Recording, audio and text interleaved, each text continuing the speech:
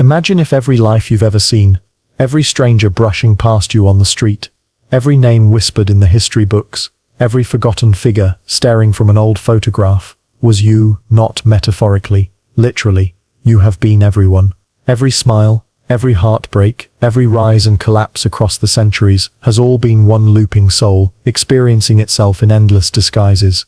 Right now, as you lie in the dark, the air still around you, the world quietly sleeping, your mind may cling to the shape of you like it's the only thing real. But what if you are just the current mask? What if the line between self and other is a story your brain invented to make infinity bearable? Tonight, on the present path, let's gently unmask the illusion, step by step, and see if you can still tell where you end and where everyone else begins. There's a moment, often brief and unnoticed, when you walk past someone on the street and feel something strange.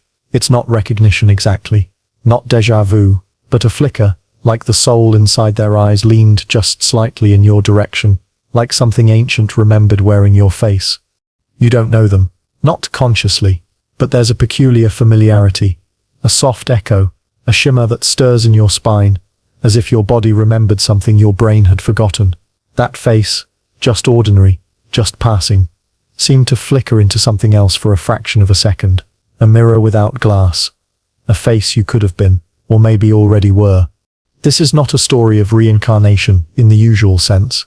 This is a question of boundaries, of what the self really is, if it keeps leaking into others when you're not looking. This isn't a mystical chant or a poetic metaphor. It's an open experiment of perception, and you are already the subject. You see, the mind loves boundaries. It draws them in thick lines between you and the rest of the world. It paints walls between you and every other person you've ever seen. It labels what is you and what is not you so precisely that you forget something dangerous. Those categories were made up. In your earliest days you didn't even know where your body ended, and the world began. The sound of a voice, the warmth of a mother's hand, the flicker of emotion from someone nearby, all of that felt like you. It was only through repetition and reinforcement that you began to carve yourself into a shape. The illusion of a self is a boundary stitched from experiences you didn't even choose, and yet you cling to it now as though it were the only truth. But what if the boundary never really held? What if you have, in some profound and literal way, already worn the faces of others? What if identity is less like a locked box, and more like a mask passed from one hand to another through time? There are theories in neuroscience that challenge our assumptions of individuality. Mirror neuron systems, for example, fire in your brain not only when you act, but when you observe someone else acting. You watch someone else reach for a cup, and your brain lights up as if you were doing it. You see someone cry, and your face tightens before your thoughts catch up. These are not tricks of empathy. These are rewired circuits of selfhood. These are silent confirmations that your mind has never truly been just yours. The boundary leaks. When you watch a stranger suffer, part of you suffers too. Not because you're kind, but because your brain cannot entirely distinguish between the me and the they in that moment. Identity is porous, and maybe, just maybe, it's not just porous across space, but across time. Have you ever had a dream so vivid, it left behind emotions that didn't feel like yours? A flash of sorrow for someone who never existed. A moment of triumph that felt like remembering something real. Perhaps you woke up weeping for a child you never had, or smiling with the certainty of a life you'd never lived. These echoes wear your face too. But here's the more disquieting thought. What if your current face, your name, your story, is just the latest echo? You might believe you are anchored in one thread of time, in one body, in one identity. But some theories of consciousness, especially those found at the junction of Vedanta philosophy, quantum cognition, and recursive neuroscience, suggest something else. They propose that the very thing you call you is not a fixed passenger, but a shifting lens, a field of awareness through which many stories pass. What if every life ever lived has passed through the lens you call you? Only the illusion of continuity keeps you from remembering. It's not as far-fetched as it sounds. Split brain patients, for instance, show how the sense of self can divide into two conscious entities when the hemispheres are disconnected. Two separate selves in one body, unaware of each other, both believing they are the whole. So what happens when the boundaries aren't just split, but stretched over generations, over civilizations? What if your face today is just a mask? The field of awareness is trying on, just like it did the others. And what if tonight, as you drift further into sleep, You begin to notice the softness of your own outline, the shape of your eye, bending and stretching, blurring into the faces you've seen before. A grandmother in rural Peru, a beggar in 11th century Baghdad, a child lost in a market in Calcutta, a soldier, a priest, a mother, a fraud, a monk, a traitor, a lover, a poet. What if they were never others? What if those lives echo in you not by accident, but because they are you? This is the place where self begins to unravel. This is the echo chamber of being, the soft rustle in your soul when someone else's story feels too familiar, the unspoken grief when you witness suffering in another, the flash of strange peace when you hear a language you don't speak but somehow understand. It seps not empathy, it seps memory, a memory buried not in your brain, but in something deeper, the silent well that holds all faces, all voices, all lives, wearing your face again and again. This was Section 1. You are not alone, because you sit been everyone else before. And you are only just beginning to remember. You were taught to think of yourself as singular, one name, one story, one continuous thread of thought weaving through time. But what if that was never true? What if the self is not a singular thing, but a multiplication, a branching, a constant blossoming of awareness taking root in different forms, all pretending to be separate? In this life, you feel like a single stream, but consciousness is not a stream, it's a field, a vast, interconnected web of awareness that splinters and stretches into what we call individuals, much like light splits through a prism into color. You are one of those colors, but the light, it was never divided, only refracted. So what does it mean to be multiplied? In psychology, there's a term called dissociation, often considered a fracture when a person splits into distinct identities to survive trauma. But in a broader sense, dissociation is a mirror of how identity works at scale. You, the you reading this now, may be a dissociated thread of something much larger, an isolated voice spun off from a deeper collective presence. And it isn't broken, it's how it works. This fragmentation isn't disorder. It's the method by which consciousness explores all its possibilities. Consider a tree. From the roots rises a single trunk, but it splinters into countless branches, and from those, even finer twigs, leaves, blossoms. The tree is not confused by its many parts. It does not see one branch as less itself than another. Each branch is the tree, and so are you. You are one leaf of a being that has grown 1,000 limbs across time. Somewhere in this very moment, another version of you may be walking barefoot across wet stones, thinking a thought you'll never remember, under a name you've never heard, not because of fantasy, but because consciousness may not be local. If the mind is not a closed loop, but a shared signal, like radio waves passing through differently shaped receivers, then you are a pattern, and patterns can repeat, overlay, multiply. But doesn't set this cheapen your individuality? Quite the opposite. It expands it. If you are one of many expressions of the same field of consciousness, then your joys and your griefs ripple across an entire tapestry of being. The kindness you show isn't just for one life.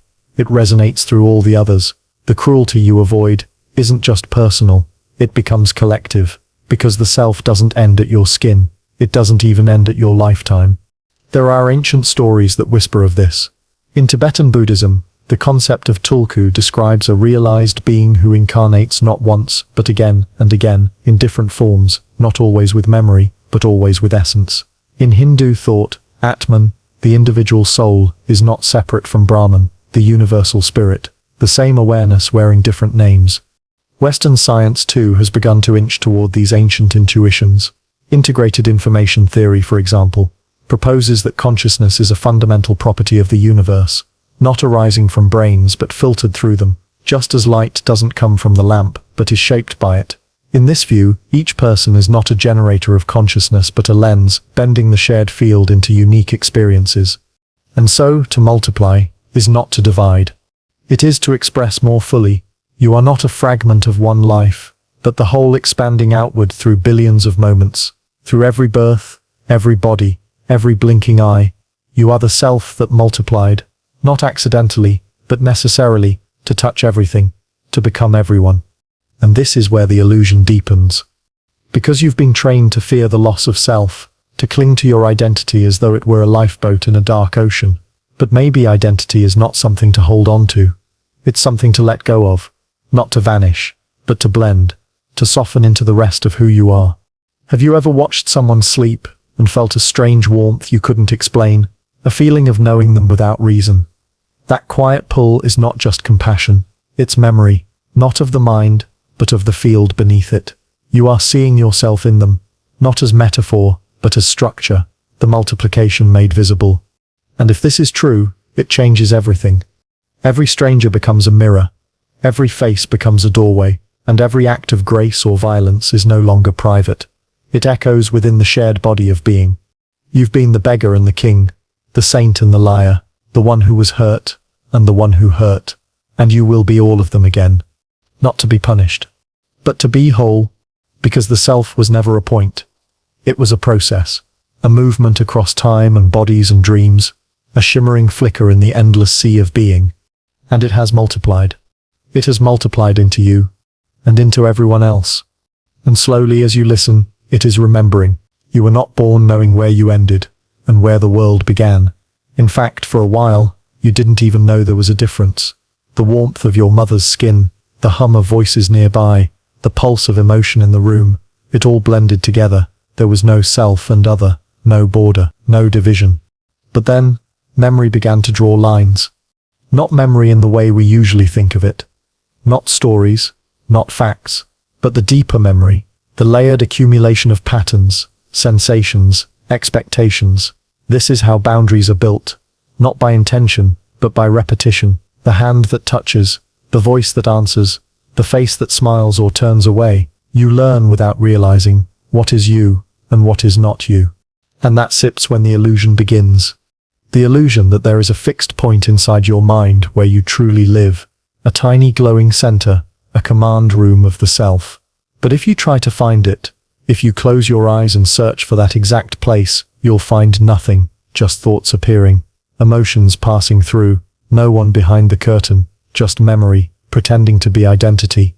These boundaries, these walls of me and not me, are drawn with chalk, and memory is the hand that draws them.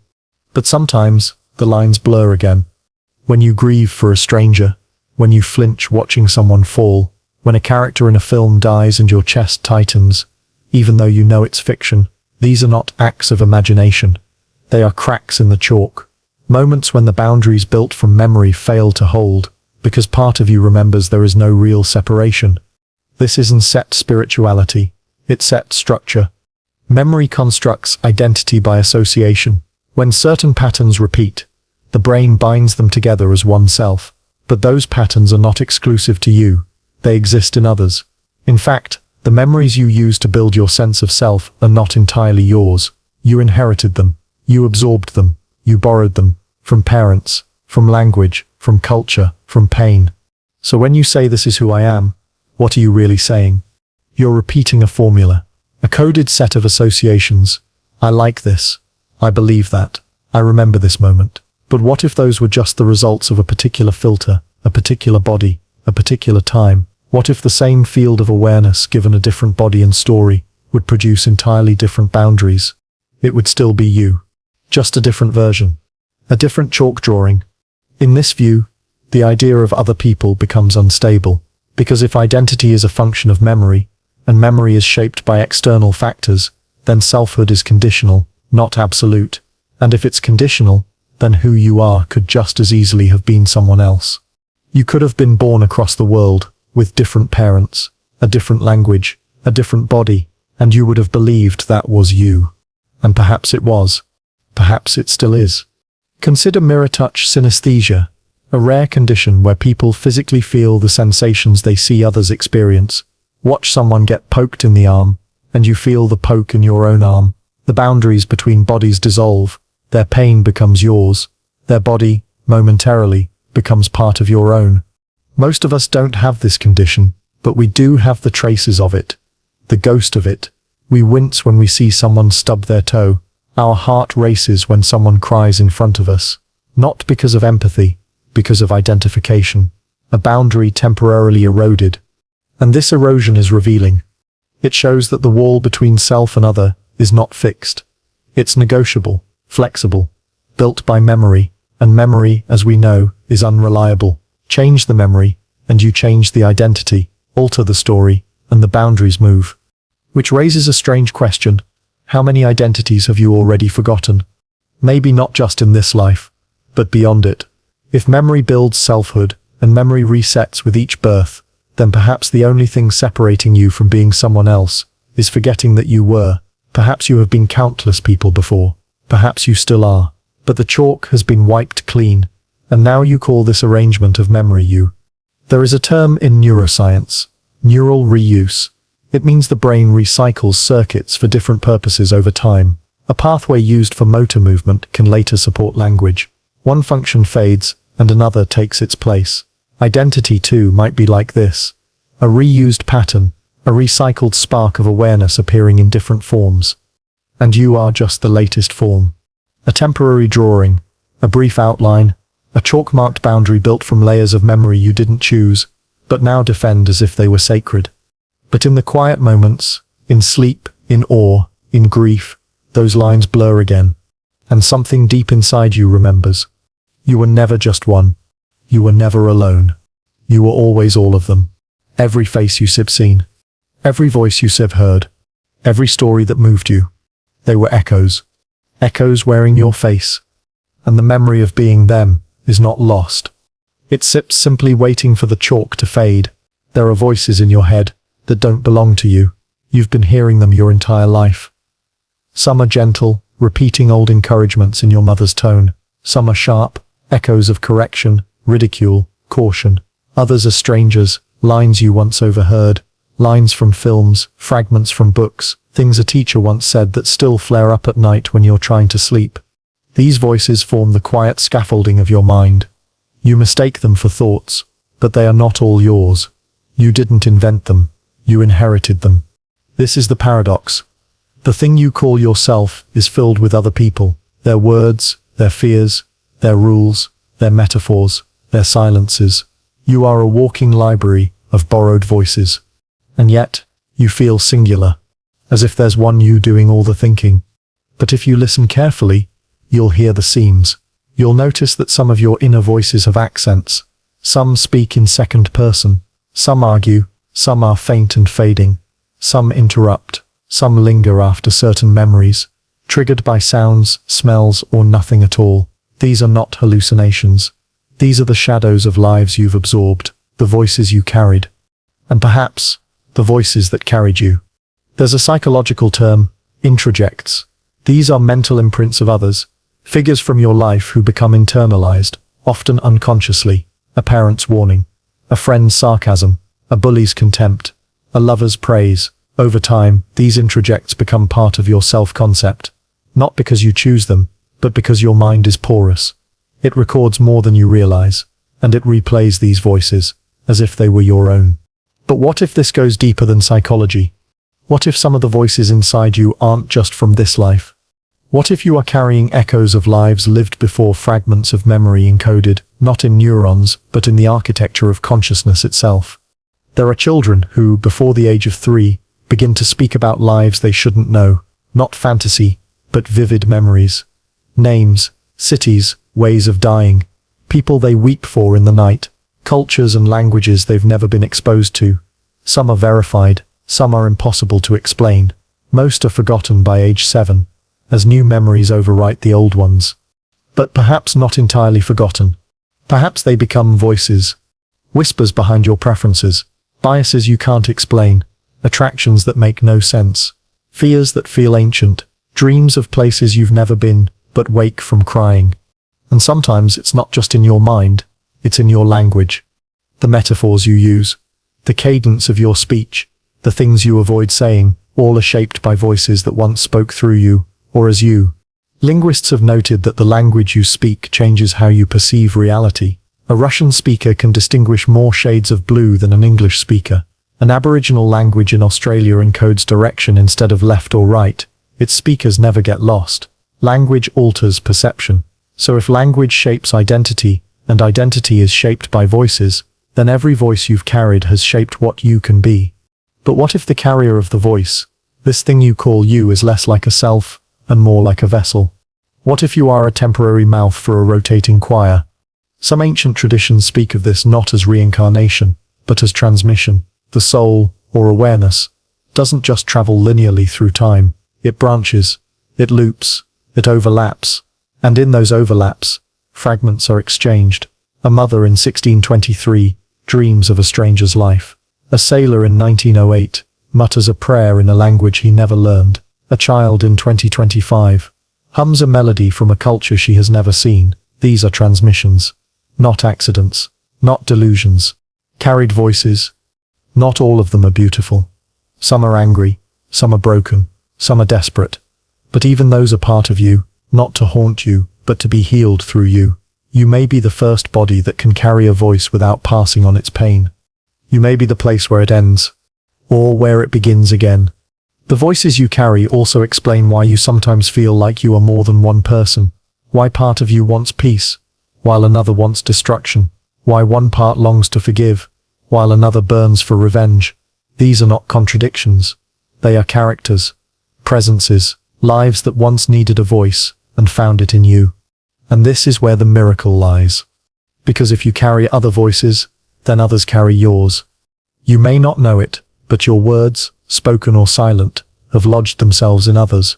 You may have said something 10 years ago that still echoes in someone else's head tonight, a kindness you forgot, a cruelty you regret, a sentence you whispered that became part of someone else's map of selfhood.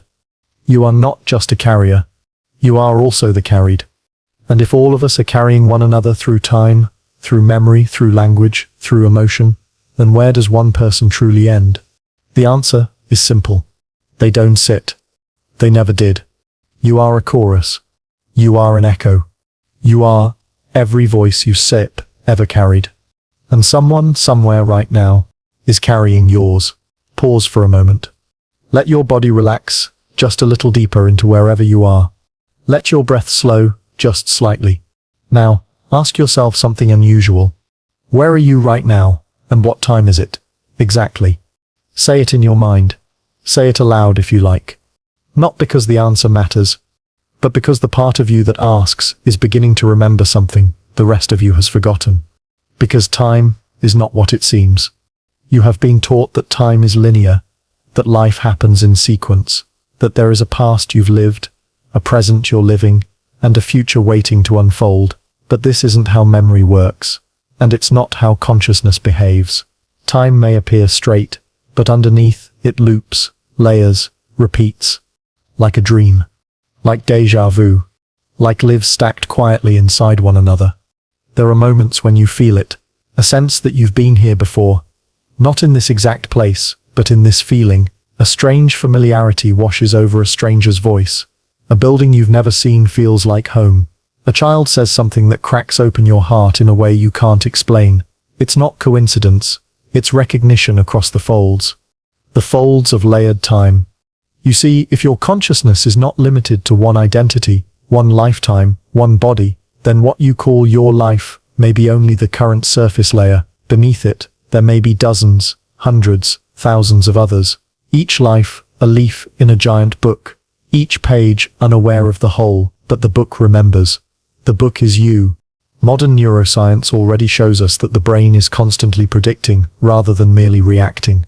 You don't just see the world, you anticipate it. This prediction is not just from your past. It draws from pattern, and patterns, if deep enough, begin to feel like memory. A memory that wasn't yours, but still is. This may explain why people across cultures and eras describe similar near-death experiences, archetypal dreams, spiritual awakenings. It may explain why myths across continents speak of eternal return, the soul's journey, or karmic echo. These aren't just metaphors. They may be the mind's attempt to interpret the overlapping layers of self across time. And in those overlaps, you leak through. You, reading this right now, may be the echo of someone who once asked the same question in another language, in another place, long ago. And tonight, as you sit in your city, maybe Karachi, or Toronto, or Cairo, or Seoul, at 11:07 p.m., or 3:12 a.m., or 6:46 in the quiet morning, you are living not just for yourself, but for all the yous layered underneath this moment. Let that settle in. The present is not only yours, it is a meeting point, a convergence. That's why some days feel heavier than others, when nothing specific is wrong, yet your soul aches like it's mourning something. Perhaps you're feeling the echoes of an older life grieving its own ending, or the premonition of a life still waiting to begin. Perhaps a decision you're about to make is shaping not just your future, but someone else's past. The layering of lives is not chronological. It sits holographic, all at once, everywhere.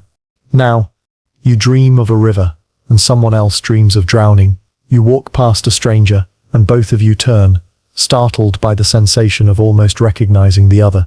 You feel a calling toward a culture, a language, a place you've never known, and yet it feels like home. These are not whims.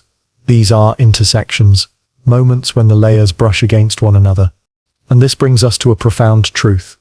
If lives are layered, not sequential, then you are not moving through time. Time is moving through you. You are the stage, the actor, the audience, all at once. You are carrying the weight of old regrets you've never made, healing wounds you never received, making choices that were once made for you, and perhaps, in this very life, you've finally arrived at the layer where it all begins to shift, where the loop softens, where something new, something uncarved by repetition, can finally be born. Or maybe, it already was. Because what if this version of you, this exact one, has lived before? Same name, same city, same thoughts, and now you're replaying it all again, subtly aware this time, a second chance to see what you missed, or a third, or a thousandth. Because awareness grows like a spiral, not a line. It returns, but never quite the same.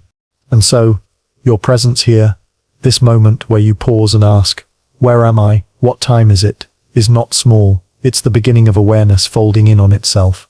One version of you noticing the others, one layer becoming the observer of all layers. And once you observe, you can begin to remember. Not all at once, not as facts, but as feelings. Dreams that feel more like truth than waking life ever did. A silence that feels full. A sadness that feels ancient. A joy that feels like light breaking through water. You don't need to believe anything. You just need to listen. Because the lives are still there. Stacked, breathing, layered. And one by one, they will begin to surface. You are the dreamer. You are the dream. You are the one who came before. And the one still waiting to return. There is a strange thing that happens when you look into another person's eyes for too long. The edges begin to blur, the details fade, and something deeper, something wordless, begins to stir. You stop seeing them, exactly, and you stop seeing yourself. You just see. Not a face, not an identity, not even a person, but a presence. A shared awareness looking back. You might laugh, you might look away, but that feeling stays with you. It lingers like a dream you're not sure you had, that haunting recognition that beneath the differences, beneath gender, language, skin tone, status, style, there was something utterly you behind their eyes. This is not just a poetic metaphor, it's a neurological event. There's a phenomenon known as the strange face illusion.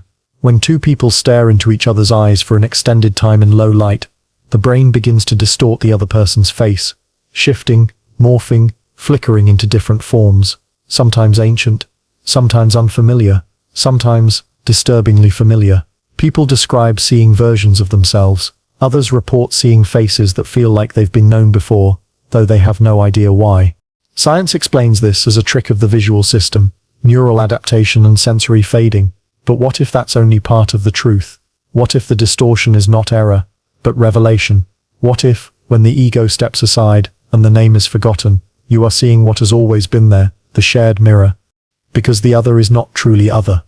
The other is you, played back through a different story, a different childhood, a different accumulation of experiences, but the same field, the same light refracted through different glass.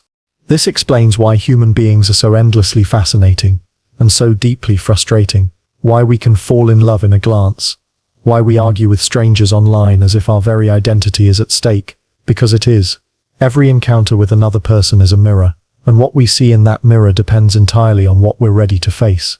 Sometimes the mirror flatters, sometimes it reveals, sometimes it cuts. Have you ever hated someone for no clear reason, been drawn to someone irrationally, felt an inexplicable discomfort around a person whose words and actions gave you no reason to fear? These are not reactions to their character, they are reactions to your reflection. To the part of you they accidentally reveal, a hidden anger, a secret longing, a past you thought was buried. Because everyone you meet is a mirror of a version of you. And some of them, some rare few, are not just mirrors of traits. They are mirrors of memory. You meet them and feel instantly at home. You speak the same language, even when your words differ. You laugh at the same strange rhythm. The silence between you feels familiar. You remember them, though there's no logical way to explain it.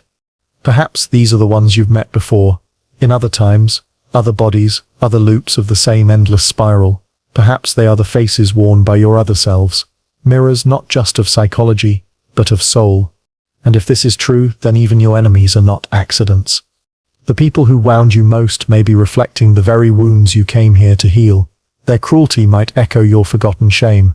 Their betrayal might mirror your own self-abandonment. It doesn't make their actions okay, but it does make their presence meaningful. Because nothing in the mirror is unrelated to you. In ancient tantric thought, there is a concept called Pratibimbavada, the theory of reflection. It suggests that all of reality is a mirror of consciousness, that what you perceive as the world is merely the play of awareness, dancing with itself. When you suffer, the mirror darkens. When you awaken, the mirror becomes clear. And so the journey becomes not one of escape, but of recognition. Not fixing the mirror, but understanding what it shows. This is why solitude can be terrifying. Not because you're alone, but because, in the absence of external mirrors, you begin to see yourself more directly. You begin to notice the noise of your own mind. The voice that critiques, the voice that pleads, the voice that doubts, all the mirrors of your internal cast, circling endlessly, waiting for a new audience. But what if you no longer feared those reflections? What if you could walk through life knowing that every person you meet is not an interruption, but an invitation? Not a threat, not a stranger, but a version of you you've forgotten how to love. What if you could greet them all? Angry, kind, quiet, loud, not with judgment, but with curiosity, as if to say, "Ah, you are who I sit being. You are who I could become. You are the mirror I need right now." Because when you truly see the other as yourself, something profound happens. Forgiveness becomes easier. Conflict becomes dialogue. Loneliness becomes recognition. And slowly, the boundaries soften. The story shifts. You are no longer a separate identity bouncing through a hostile world. You are a mirror walking through a house of mirrors. Not to lose yourself, but to find all the places you sat been hiding. Inhale. Now exhale. Simple, automatic, forgotten. Breath. So easy to overlook. Yet it may be the one thing that ties every life you've ever lived together.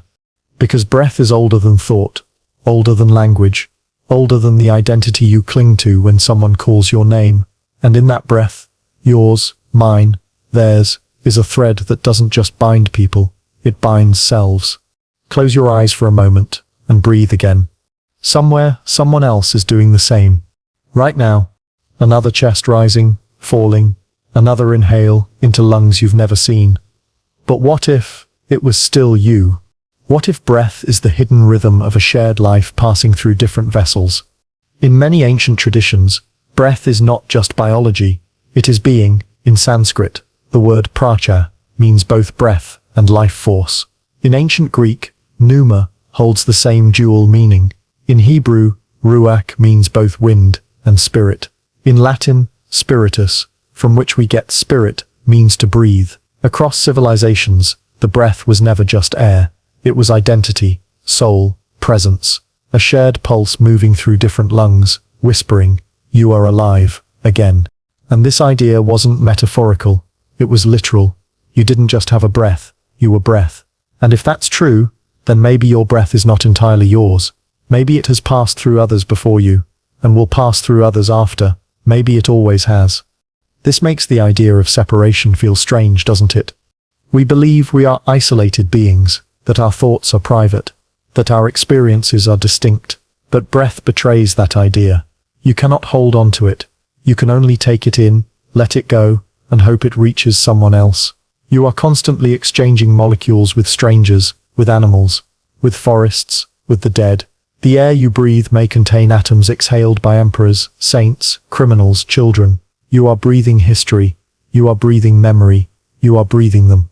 And maybe They are breathing you. This changes the shape of identity. You're no longer a self inside a shell. You're a thread in a massive weaving tapestry, each breath a stitch pulling you into the lives of others. And sometimes, you feel it. You stand in a crowd, and your body aligns with the rhythm of those around you. A concert, a funeral, a protest, a prayer, breath sinks without permission. Hearts follow, and suddenly, you are no longer many bodies, you are one body, many faces, one organism, remembering its unity. Even science begins to hint at this. Studies show that people in synchronized states, chanting, dancing, breathing in rhythm, experience increased empathy, altered states of consciousness, even healing. Something happens when breath aligns. Identity softens, boundaries dissolve, pain is shared, healing is multiplied. And in those moments, the question of who am I becomes less urgent. You begin to sense that the I is not a point, but a current, a breath passing through one body after another, each one shaping it slightly differently before letting it go. And this changes how we see time. Because, if breath connects all things, then perhaps time is not a line but a wave. You are inhaling a sorrow from centuries ago. You are exhaling a joy that will arrive in someone else long after you're gone. And in between you live the moment, the sacred exchange between what was and what will be. So what happens when you breathe consciously? When you notice it, honor it, you begin to remember. Not as a narrative, not as a list of names, but as a feeling, a familiarity, a sense that you sit in breathing for a very long time, through lungs that belong to monks, soldiers, lovers, farmers, dancers, and strangers who once looked to the sky and wondered the same thing you are wondering now. Who am I? Why am I here? And why do I sometimes feel like I've been here before, wearing someone else's skin? The answer is in the breath. Inhale, you return. Exhale, you release. Inhale, you remember. Exhale, you begin again. Every breath is a soft reminder that nothing you are is permanent, yet nothing is ever lost. You've been here before. Maybe not in this body, but in this air, in this rhythm, in this strange, fragile miracle of existing at all. You are not just the person breathing. You are the breath itself, moving from life to life, moment to moment, never staying, never ending. So tonight, before you fall asleep, listen to your breath again. Not just as a sound, but as a voice. It may not speak in words, but it remembers everything. Everyone. Every life it has passed through. And now, it sits, passing through you. There are names inside you that you've never spoken. Names you have never heard, yet still respond to. Names that stir something in your chest, though you couldn't say why. They surface in dreams, in flashes, in the quiet pauses between thoughts. You might hear one whispered in a crowd, and feel your breath catch. You might come across a name in a book, and feel a strange, unreasonable sorrow. You might write a story and find yourself naming a character with a word that doesn't belong to your culture, your memory, or your life. And yet, it fits. Where do these names come from? Modern psychology would call it random association. The mind, they say, makes patterns out of chaos. But if that were all it was, why do these names feel real? Why do they echo like lost lullabies, as if someone once called you by them in the dark? You may not remember these names, but they remember you. Because memory isn't always made of moments. Sometimes it sits made of resonance. The sound of a name carries something powerful. Identity, lineage, longing. In ancient cultures, names were sacred. To name something was to know it. To change a name was to change a soul. In some traditions, your true name was hidden, spoken only by the gods or by the dead. To hear it again was to awaken. And maybe, that's still true. Maybe some part of you is waiting to be called by the name you once knew, before this life began, before this body took shape, before this story became yours.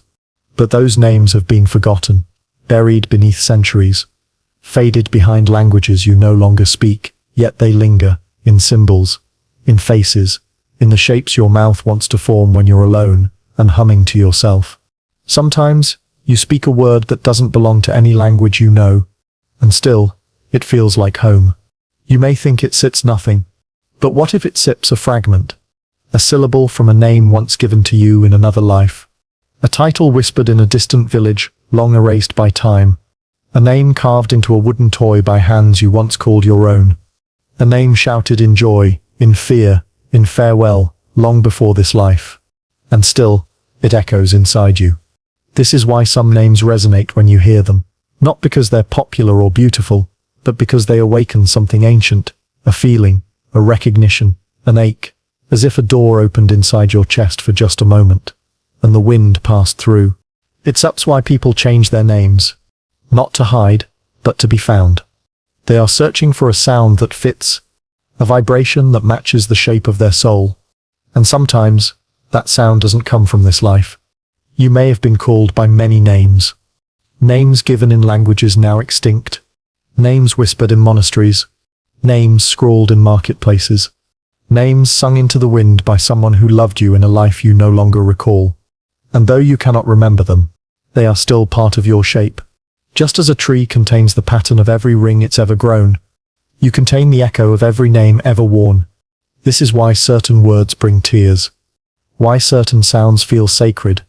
Why certain letters seem to appear again and again in your writing, your passwords, your poetry. They are breadcrumbs. Clues. Left behind by older versions of you. And perhaps if you follow them, not with logic, but with feeling, you will begin to gather the forgotten parts of yourself.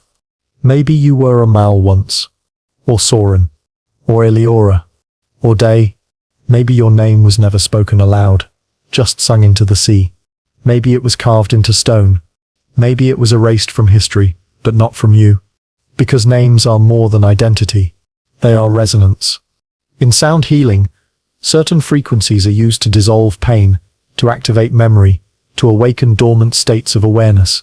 What if your true name, your first name, is such a frequency, not a word to be spoken, but a tone to be remembered? Maybe that's why certain songs pull tears from your chest without warning. Why some chants leave you trembling. Why lullabies in languages you've never learned feel like they were written just for you. Because they were. Because you wrote them. Because you sang them once. And now, they are trying to find their way back to your throat. Not all names can be remembered. Some were only meant to be lived. But the feeling of them remains. A vibration stitched into your skin. A pulse in your voice. A tilt in your laughter. You don't need to know the names. You already are them. You are the echo of every name you sips ever worn. You are the answer to every name ever called out into the void.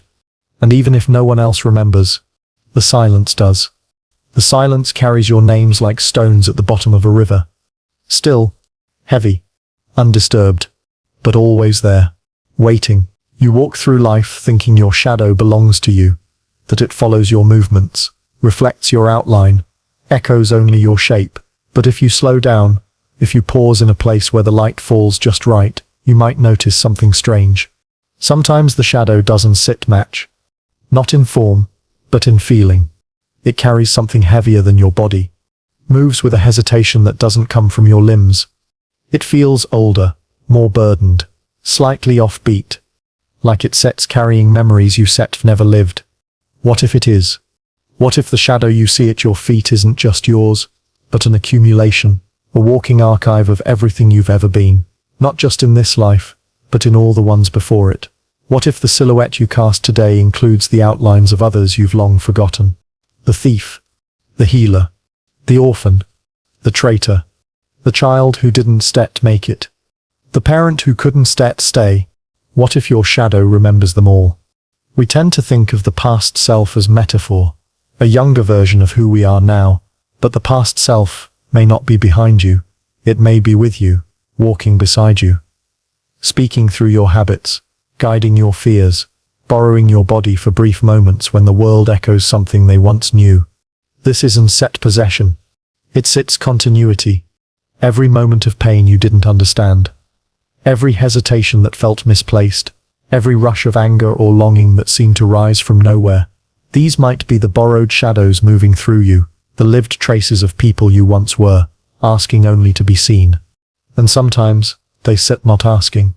Sometimes they sit still walking. You find yourself drawn to an old neighborhood for no reason. You take a path you've never walked before, and feel like you've come home. You pass a stranger, and feel a jolt of sadness, or a spark of joy, or a whisper of unfinished business. You think that was weird. But maybe it wasn't weird. Maybe it was memory. Not your brain sips memory, but your shadow sips. In Jungian psychology, the shadow is the part of ourselves we reject, repress, or fail to recognize. But what if some of that shadow isn't even yours to begin with? What if the shame you carry didn't start with you? What if the loneliness wasn't born in this lifetime? What if the guilt you feel isn't a wound, it's an inheritance? There's a growing body of research in epigenetics that suggests trauma can be passed down through generations, not just culturally but biologically. The child of a war survivor can carry stress responses to things they never experienced. Animals trained to fear a smell can pass that fear to their offspring through genetic markers. The body remembers, and perhaps the soul does too. So when you feel something inexplicable, a fear of drowning though you said never swum, a pull toward fire though you were never burned, a heartbreak at a love story that isn't except yours, maybe those are the shadows walking on. Borrowed shadows. Not to haunt you, but to complete their path through you. This is why healing matters. Not just for you, but for all the versions of you who never got the chance. When you choose gentleness over shame, you release a shadow who never knew softness. When you speak the truth you once swallowed, you free a voice that was silenced long ago. When you forgive yourself for what you can't name, you stir forgiving the ones who never could. You become their closure. You become their light. And slowly your shadow begins to match again. Not perfectly, but with more grace. With less weight, because you are no longer just carrying them. You are walking with them. And they are walking you home. So the next time you see your shadow, pause. Look at it not as a flat shape beneath your feet, but as a moving archive of everything you've ever survived. Every name you have forgotten. Every version of you who needed one more step. They are still here. And they are still moving. Through you. With you. As you. These borrowed shadows do not want to stay hidden. They want to be seen. They want to be remembered. They want to be brought into the light. And that sips the beauty of it. The more you let the shadows walk beside you, the more they begin to look like something else entirely. Not weight. Not sorrow. But depth. History made visible. Memory made movement. A soul in silhouette. And slowly, step by step, you walk each of them into the light. You pass them every day. On the street. In stores. In cars. On screens. Strangers. Faces. Lives moving quickly past your own. And most of them, you still never meet again. But what if you already have? What if the people who pass you, the ones who brush your shoulder on the sidewalk, who stand in line behind you, who cry on the train across from you, are not just strangers, but versions of you? What if this life is not a singular thread, but one path in a vast web of selves, each crossing, tangling, looping through one another in silence? Every day, 1,000 passing selves. You feel it sometimes. You lock eyes with someone, and the world seems to pause. You both hesitate, confused by a recognition that has no memory attached to it. It's not love, not even attraction. It's something deeper, like meeting a dream you forgot you dreamed, like glimpsing a version of yourself in another skin. Maybe they are you. Not metaphorically, not symbolically, but literally, another node in the network of being that you've splintered from. If consciousness is not isolated, if it moves through bodies like wind through leaves, then every person you see might be another place where you are currently living, and perhaps the ones who pass closest are not random, perhaps they're echoes. Versions of you making different choices. The one who said yes, instead of no. The one who stayed instead of leaving. The one who chose silence instead of confession. Every decision creates a fork. Every fork births a self. And every self keeps walking, separate, but not separate. Distinct, but not alone. And you pass them, every day. Have you ever felt the urge to follow someone for no reason? Not out of danger, not desire, but something unspoken. Have you ever seen a face that haunted you for hours? Have you ever watched someone disappear into a crowd and felt a strange grief? These are not coincidences. They are collisions.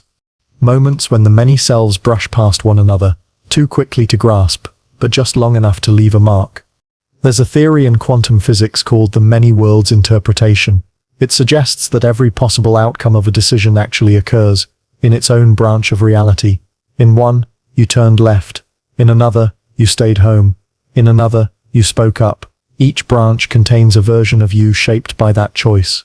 But what if those branches aren't as far apart as we think? What if they run parallel so close they occasionally touch? What if déjà vu isn't a glitch, but a shimmer from another path brushing against your own?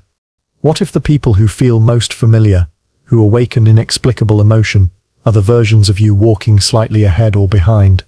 And what if you've been both the observer and the observed? Because you too are someone sits passing self. You are the person someone else glimpsed and couldn't explain. You are the face that startled a stranger into silence. You are the echo that left a mark. You have no idea how many lives you brushed. How many you've changed by simply existing in their field. Sometimes all it takes is presence. A glance, a sigh, a moment of kindness, so small you don't even remember offering it, but it shifted something in them, nudged a domino, altered a future. And if you've done it for others, they've done it for you. The courage you felt yesterday may have been passed to you by a stranger's quiet strength. The peace you found in a hard moment might have been ignited by someone you'll never meet again, because this web of selves is not disconnected. It breathes, it shares, it remembers, even when you forget. This is why grief can feel so wide. Why love can erupt without logic. Why loneliness sometimes clings even in a crowded room. Because part of you remembers the other versions, the ones who were left behind, or who left you behind, the ones who walked a little too far away, the ones who never said goodbye. And maybe they still walking. Maybe they pass you every day, unknowing. And maybe part of you always knows. So what does this mean for the life you're living now? It means that your choices matter, not just for you, but for all yourselves. When you choose to heal, you send ripples. When you choose love, another version of you finds peace. When you forgive, someone else is released. And when you look at a stranger with compassion, you may be the first person who has ever seen them clearly. You don't have to believe in parallel selves or soul networks for this to be true. You only have to remember the feeling, that subtle, sacred pull when you pass someone and something inside you whispers, I know you. I've been you. I might still be. You are not one life. You are a constellation. A chorus of walking stories that echo through one another. 1,000 passing selves, all trying to remember they sit with the same being. And now, so are you. You like to think your soul is constant. That beneath the shifting thoughts, aging skin, and fading memories, there's a steady, unchanging you, a core, a center, a self that remains true. But what if that's never been the case? What if the soul isn't something you have, but something you're becoming, and every life, every body, every version of you rewrites it a little more? What if your soul is more like a journal, one that doesn't preserve the same story forever, but instead overwrites, revises, edits, and erases? Each life a draft. Each version of you a pen in the hand of something greater. You were not born with a soul like a stone. You were born into one like a sea, shifting, absorbing, responding. And over time it learned to reflect not just your own face, but the faces of those you've loved, feared, and lost. And now, here you are again. Another version. Another draft. Another chapter in an endless rewriting. This may sound unsettling, especially if you've clung to the idea that there's something inside you that can't be touched. But maybe that clinging is what keeps the soul small. Maybe the rewriting isn't a loss of identity, but its expansion. Think of a musician who returns to the same melody year after year. The notes may be similar, but the rhythm changes. The emotion deepens. The silence between chords becomes more meaningful. Each performance rewrites the piece, until the melody becomes something larger than it was ever meant to be. So it is with you. In past versions, you may have been rigid, fierce, wounded, brilliant, cold, tender, afraid. And maybe your soul carried those qualities like ink stains across the pages.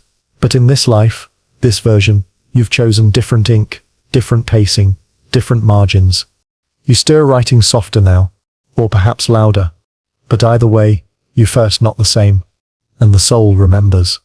You can feel it in the moments that don't match your life. When you react with a grief too large for the moment. When you forgive too easily. When you panic at the sound of thunder. When you long for a place you never been. These are not quirks. They are edits. Leftover lines from a life still lingering in your margins. The rewriting isn't about erasing those moments. It's about integrating them, smoothing them into something more whole. And sometimes, this process hurts. You may feel restless for no reason. You may wake in the night with questions that don't belong to this version of you. You may grieve a person you still never met. You may feel the ache of decisions made long ago in lives you can't remember. This is the soul rewriting itself.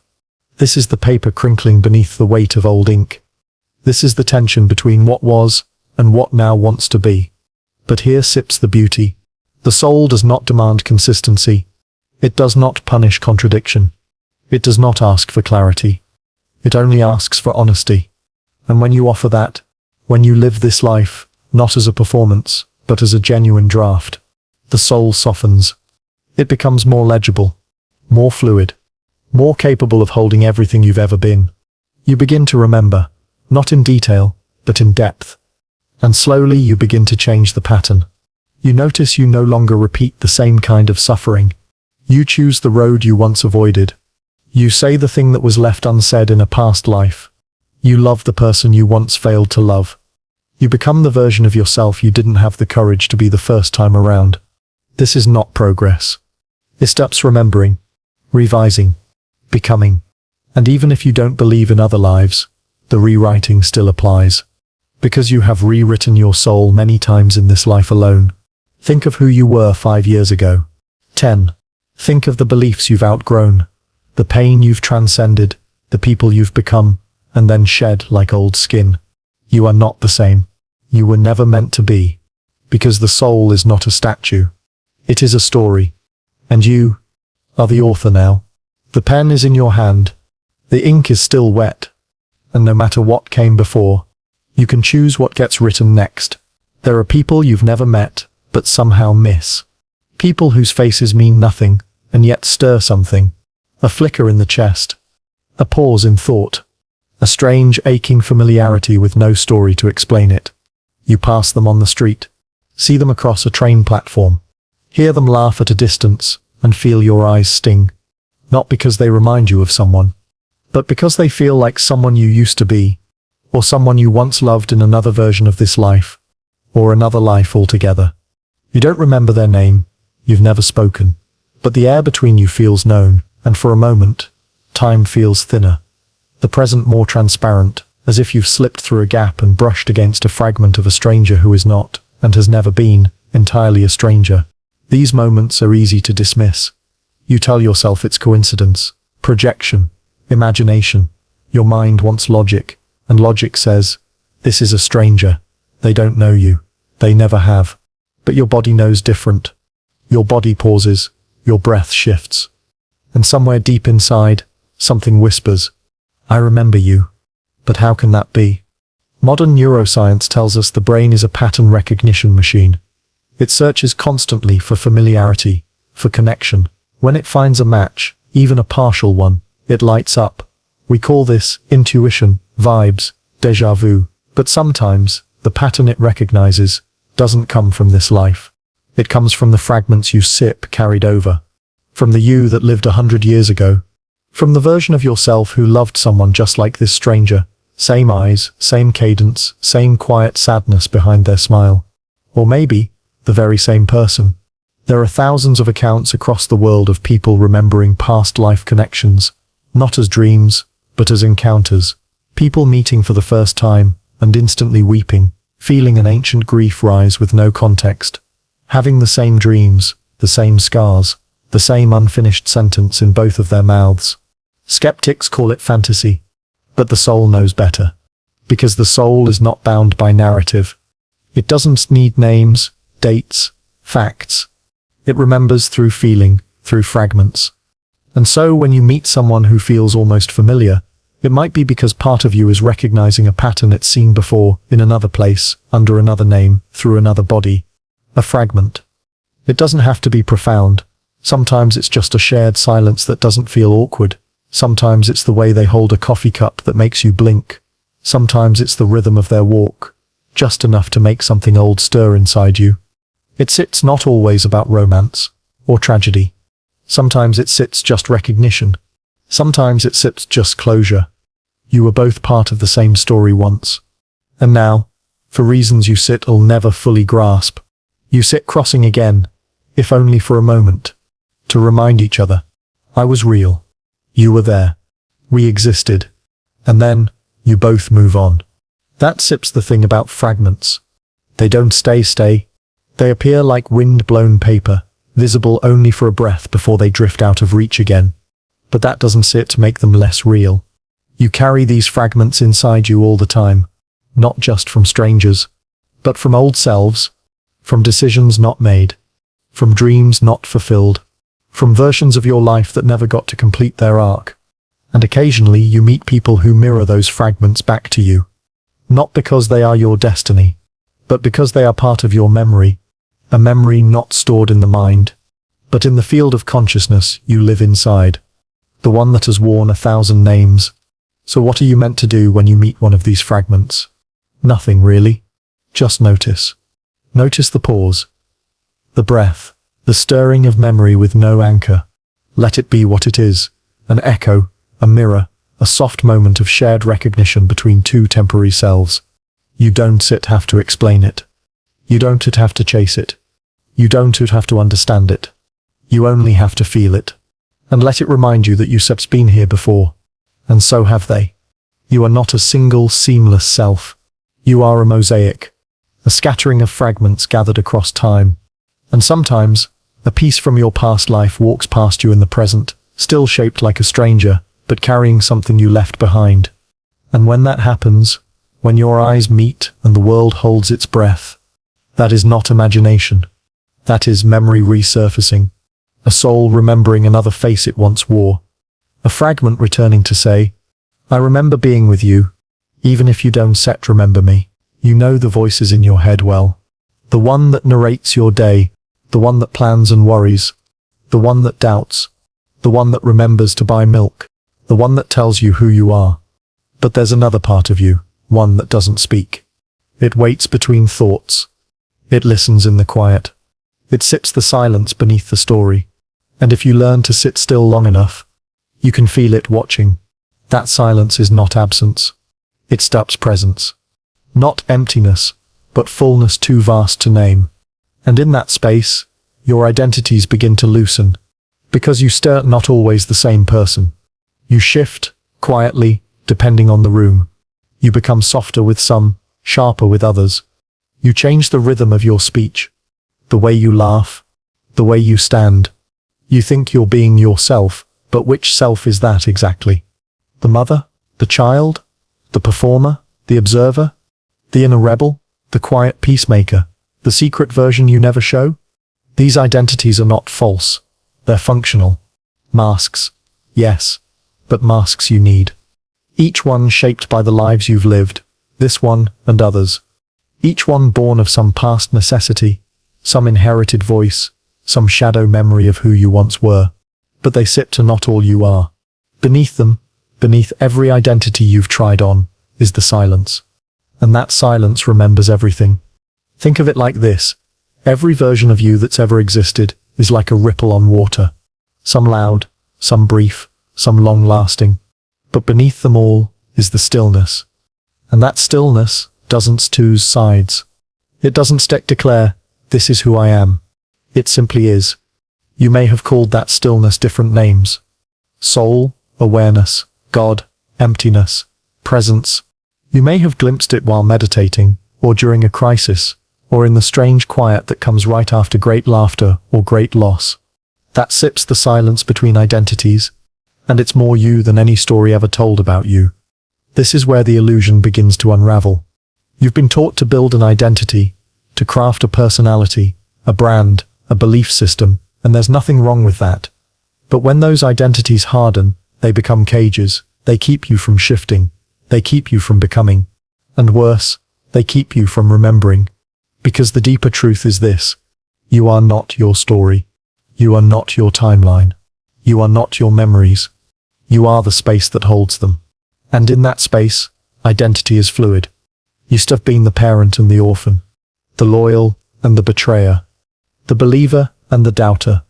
You've worn masks in temples, in battlefields, in markets, in tombs, and in between every life, every role, every face, there was silence. A pause. A breath. A blank page before the next name is written. And here's the strange part that silence doesn't forget. It holds the pattern of who you've been. It's why you sometimes feel out of place in your own life. Why you long for things that don't exist anymore. Why you dream in landscapes you've never seen. It's why grief can strike in stillness, for no reason. Because something is surfacing, some fragment of identity slipping through the cracks, not to torment you, but to remind you that you are more than this moment. In some traditions, this silence is cultivated. Monks seek it in caves. Mystics pursue it through stillness. Because in that space between identities, a deeper knowing arises. You are all of them. And you are none. You are the canvas, not the painting. You are the screen, not the movie. You are the silence between the characters. And that silence is awake. When you step into it, when you stop needing to be anyone for just a second, something opens. You feel it when walking alone at night, when watching waves break and reform endlessly, when listening to someone cry without words, when waking from a dream and not remembering who you are for a moment. That disorientation? That sip's not you losing yourself. That's you remembering the space you've always been. And from that space, you can begin again. Not by clinging to a new identity, but by moving freely between them, choosing who to be in each moment, without forgetting the silence beneath. Holding your roles lightly, letting others be mirrors, not definitions. Because when you know the silence, when you live from it, every identity becomes a gift, not a prison. You can laugh without clinging, love without fear, grieve without drowning, live without defending a shape that no longer fits. You are not the mask. You are the breath that fogs it. You are not the song. You are the pause between the notes. And every time you forget, the silence is still there, waiting, holding, remembering. The real you has never been a person. It has always been the space where people come and go. You think you sit the one doing the watching. You walk through the world looking outward, at trees, at windows, at other people's sips faces. And in your mind, there sips always a quiet assurance. I am here, and that is out there. But what if you had it backward? What if, through their eyes, you have been watching yourself this whole time? Not metaphorically, not poetically, but literally. What if consciousness doesn't belong to individuals, but moves between us, borrowing bodies like lanterns to glow through, trying on different eyes like lenses to look back at itself? And right now, behind the eyes of a stranger, you might be watching you. You've felt it before, that eerie pull, when someone's gaze lingers too long. You look up, and they sip, already staring. You weren't speaking, weren't moving. But something in the air shifted. Something noticed you.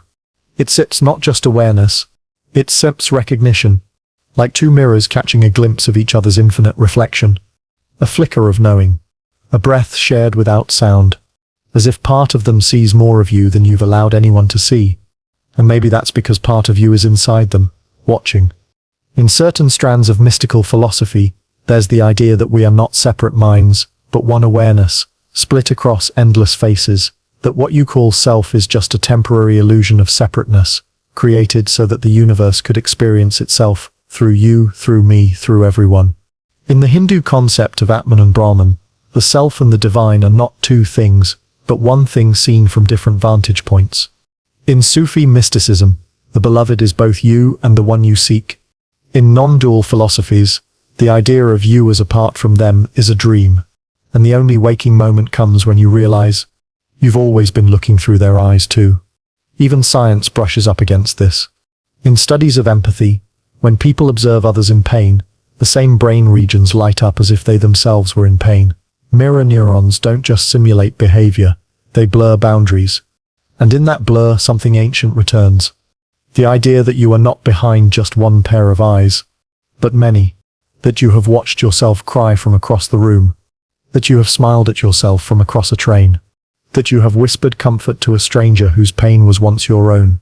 So why don't you remember? Because memory isn't set always linear. It doesn't move from event to event. Sometimes it moves sideways like scent, like déjà vu, like an emotion that doesn't belong to this moment, but floods in anyway.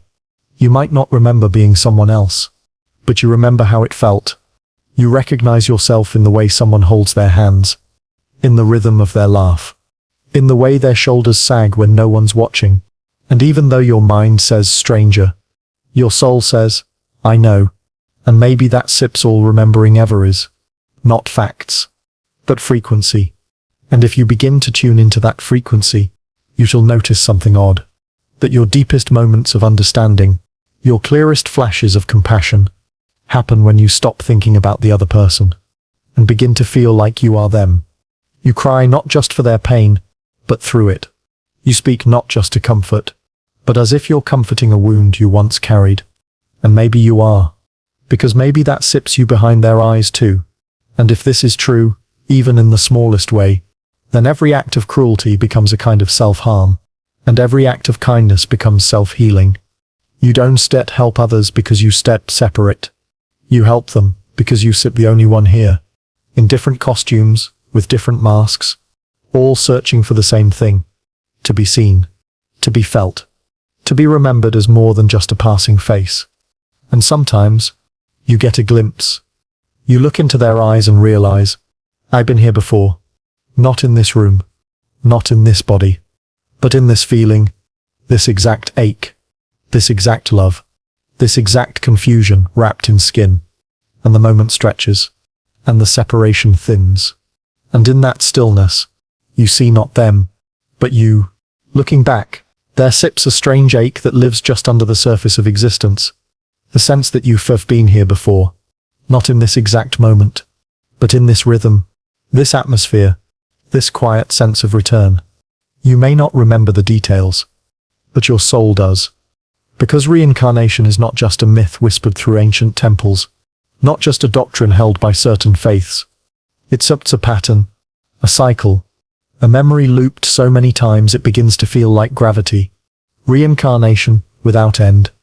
Not a staircase upward, not a final destination, but a spiral that brings you back again and again, to learn, to forget, to remember, and to love from different angles.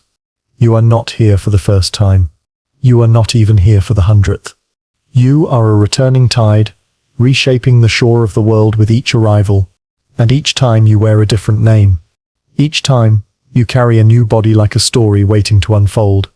A child in 12th century Mongolia. A weaver in a village buried by forest. A servant in Rome who once looked at the stars and dreamed of more. A woman who died young in childbirth, and woke again centuries later with the same soft fear of hospitals. A poet who wrote your favorite line, and now lives, as you, never knowing. It never ends.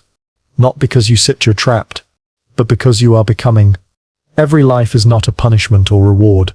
It is a rehearsal, a lesson, a note in a long melody echoing through the fabric of time. And still, we forget. Each time we arrive, we are washed clean. Memory removed. Identity erased. So we can begin again, without bias. Without the weight of our last mistakes. Without the pride of our last triumphs. But forgetting doesn't mean it sits lost. It only means it sits hidden. Buried in instincts. Woven into dreams. Etched into the tilt of your voice when you say things you don't remember learning. Have you ever wondered why you're drawn to certain eras? Why certain cultures feel like home? Why you long for a kind of love you've never known? Why some wounds feel older than your body? Because they are. You may call it imagination. But what if memory wears costumes? What if it visits you in symbols, because direct recollection would be too much? A single moment of full remembrance, and you might collapse under the weight of all your lives. So it arrives in pieces, flashes, impressions. You see a painting, and weep. You visit a ruin, and your knees go weak. You dream of war, and wake with the taste of dust in your mouth.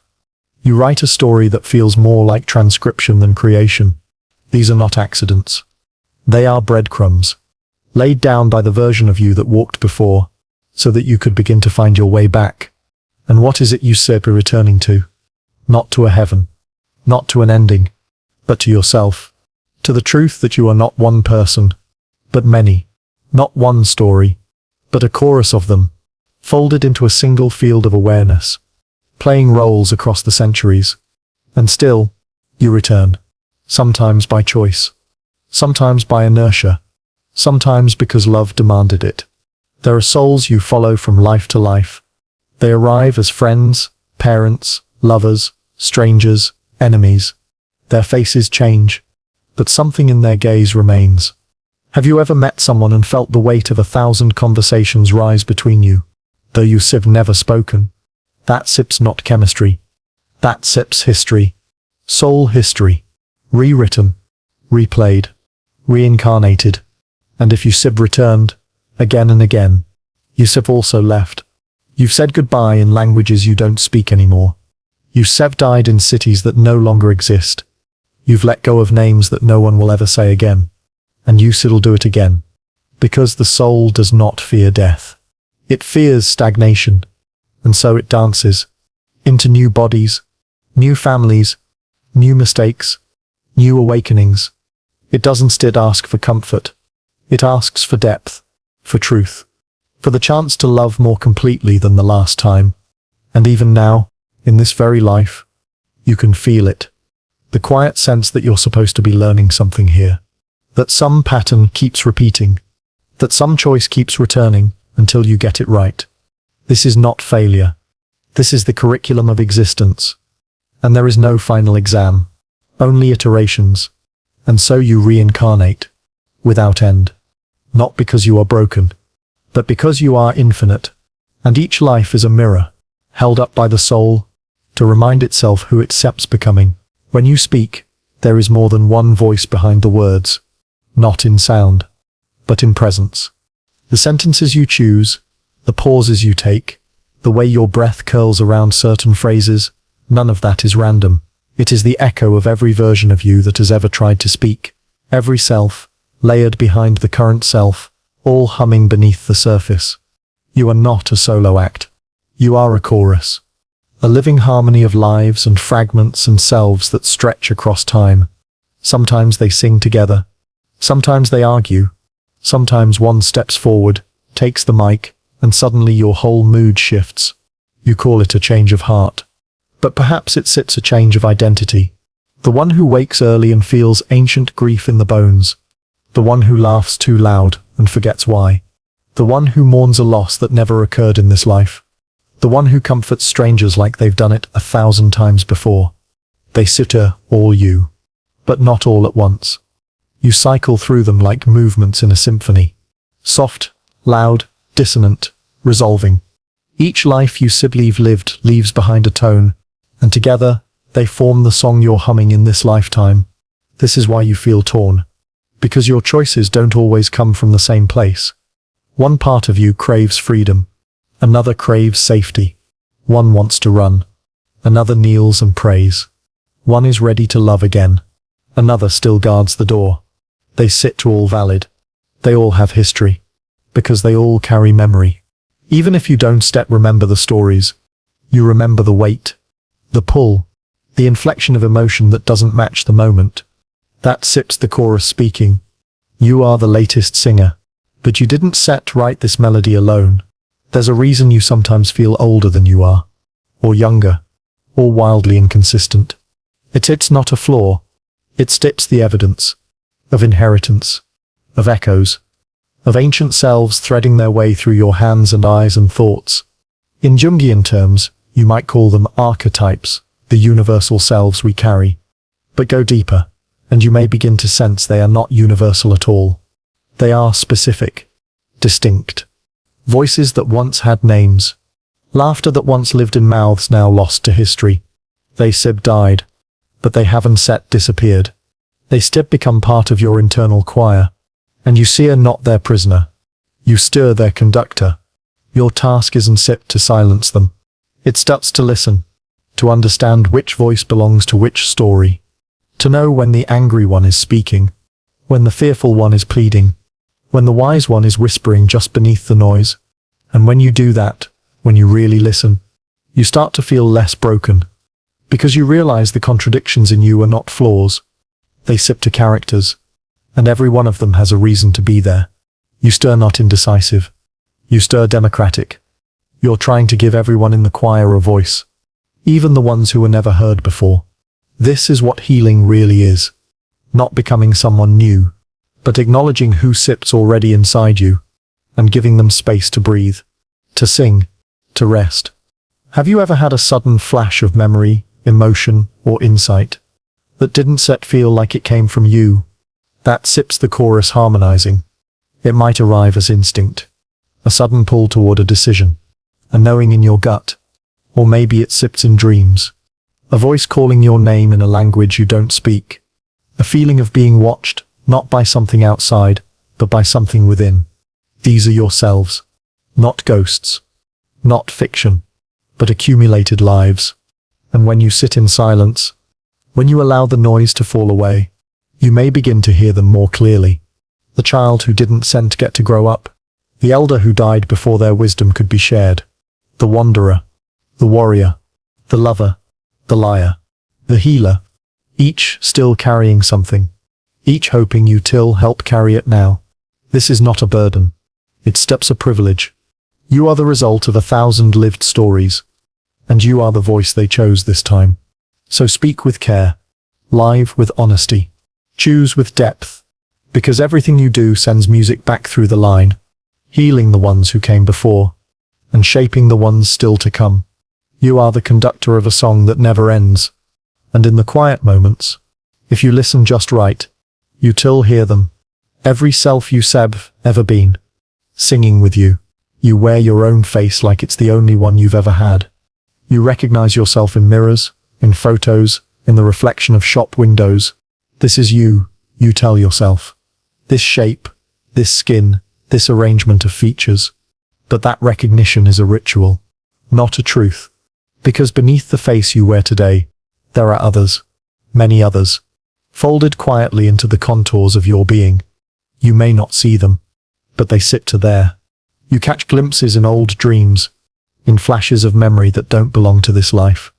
In drawings you once made as a child, faces you'd never seen, but somehow knew. In the people you sketch absent-mindedly, in the characters you're drawn to in books and films, in the way you recoil from some faces, and ache toward others. They stir all echoes, ghosts of expressions once worn, old identities pressed gently into the folds of your now, faces folded into you. Imagine your soul as a piece of origami, creased and shaped again and again, life after life. Each fold doesn't erase the one before. It includes it, shapes it, informs it. You are the latest fold, but the paper remembers everything. You may think this face is new, that it came with your birth, but every feature carries traces. The way your eyes squint when you smile, a woman who once smiled like that by firelight. The scar on your chin, a boy who fell chasing a dream down a stone alley 100 years ago. The way you tilt your head when thinking, an old monk in silence, listening for a god that no longer speaks. Used to have worn so many faces, and they never truly leave. They just become background texture, like brush strokes layered under paint, invisible at a glance, but undeniably there. This is why identity feels both solid and fragile. Because your current face is not the full self. It sips a window, a mask that fits for now. But behind it, thousands of selves still breathe. Sometimes, they rise to the surface. You meet someone and they say, "You look so familiar." But they sit you not mistaking you for someone else. They sip seeing someone you used to be. Someone still folded into your expression. Or perhaps you look in the mirror one morning and don't recognize yourself. You blink. Tilt your head, something feels off. That sip's not aging. That sip's the past surfacing. A face you once wore pressing itself forward for a moment. To remind you, Fstam's still here. And maybe you feel it in emotions too. A sorrow that seems to arrive without reason. A joy too big for the moment. A fear that doesn't match the situation. Those feelings may be stitched to old faces. Selves that once felt deeply, and now echo through the body you call your own. In some cultures, it's believed that ancestors live on in their descendants, not just genetically, but visually. Their features passed down, not by biology alone, but by energetic memory. You may not share their bloodline, but you may share their face. Because soul memory doesn't follow genetic rules. It follows resonance, emotion, unfinished movement. And so the faces come back, not in photographs, but in gestures, in rhythms, in the tilt of a smile or the furrow of a brow. And here sips the strange part. Some of those faces weren't sipped even human. If you sipped existed across lifetimes, who sips to say they were all lived in human form? What if some of your ancient expressions belonged to lives long forgotten by this species? Spirits of trees, breathers of water, watchers of stars, minds that didn't speak in words, but in wind and instinct. And perhaps some of that wildness still peeks through your gaze when you stand beneath the moon and feel something primal stir. This isn't set fantasy. It starts the remembering, and you don't need to see those faces to know they're real. You feel them in the subtle shifts of identity that happen throughout your life. The way you were at 7, at 13, at 20, at the edge of heartbreak, at the height of joy. Each of those versions carried different expressions, and some of them weren't sit new. They were borrowed, recycled, folded forward from before. So how do you honor them? You look gently at your reflection, not to critique, not to control, but to recognize, to see the vast architecture beneath the skin, to feel the weight of the faces you worn, not as baggage, but as belonging. You are not just this face. You are a gallery, a lineage, a memory museum wrapped in bone and breath. And the next time someone stares too long at you, don't be so quick to turn away. They may be looking for someone they once knew, and they may be right. You remember more than you realize. Not just your childhood, not just the faces you've known, but things that shouldn't belong to you, and yet do. A smell that brings tears to your eyes, though you can't place it. A song that makes your chest ache, even though you've never heard it before. A dream that feels more like a memory than anything your waking life has ever offered. These are the memories that aren't yours. And yet, somehow, they live in you. You don't remember how they entered. There was no moment of discovery, no flash of recognition, but they sipped there, carved quietly into your reactions, tucked into the corners of your fears, woven into the preferences and repulsions you can't explain. They sipped subtle but steady, like background music that never stops playing, even when you forget it's there. Maybe it began in childhood. You were afraid of water, though you'd never fallen in. You hated the sound of glass breaking, though nothing traumatic ever happened with it. You wept at stories of war, long before you understood what war meant. And someone might told you, you just sensitive. But what if sensitivity is memory? Memory with no known origin. There sits a growing field of research into genetic memory and epigenetics. The idea that trauma, fear, even emotional experiences can be passed from one generation to the next. Studies on the grandchildren of Holocaust survivors, on children of refugees, on descendants of famine victims, all of them showing signs of inherited grief.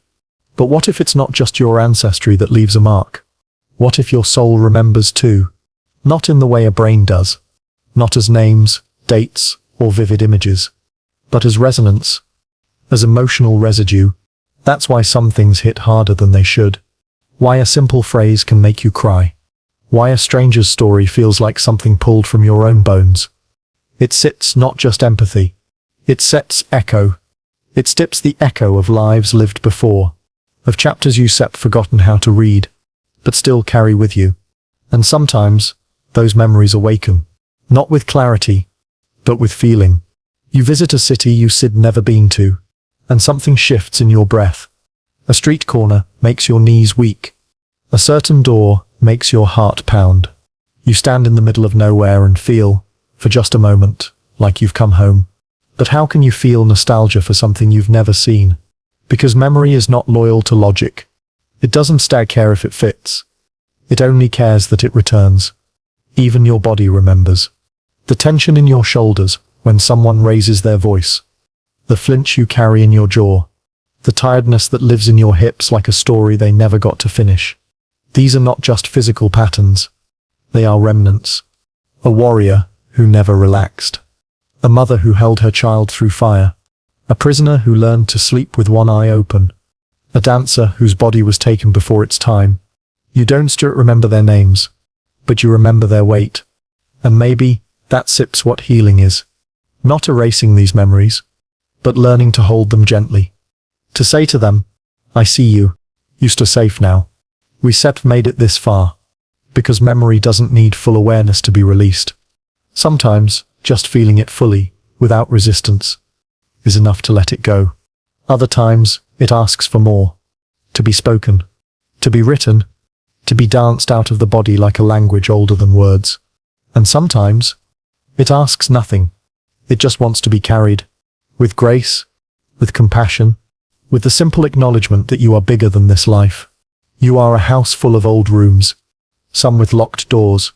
Some with windows left open for centuries. And every so often, a breeze moves through, carrying dust, scent, memory.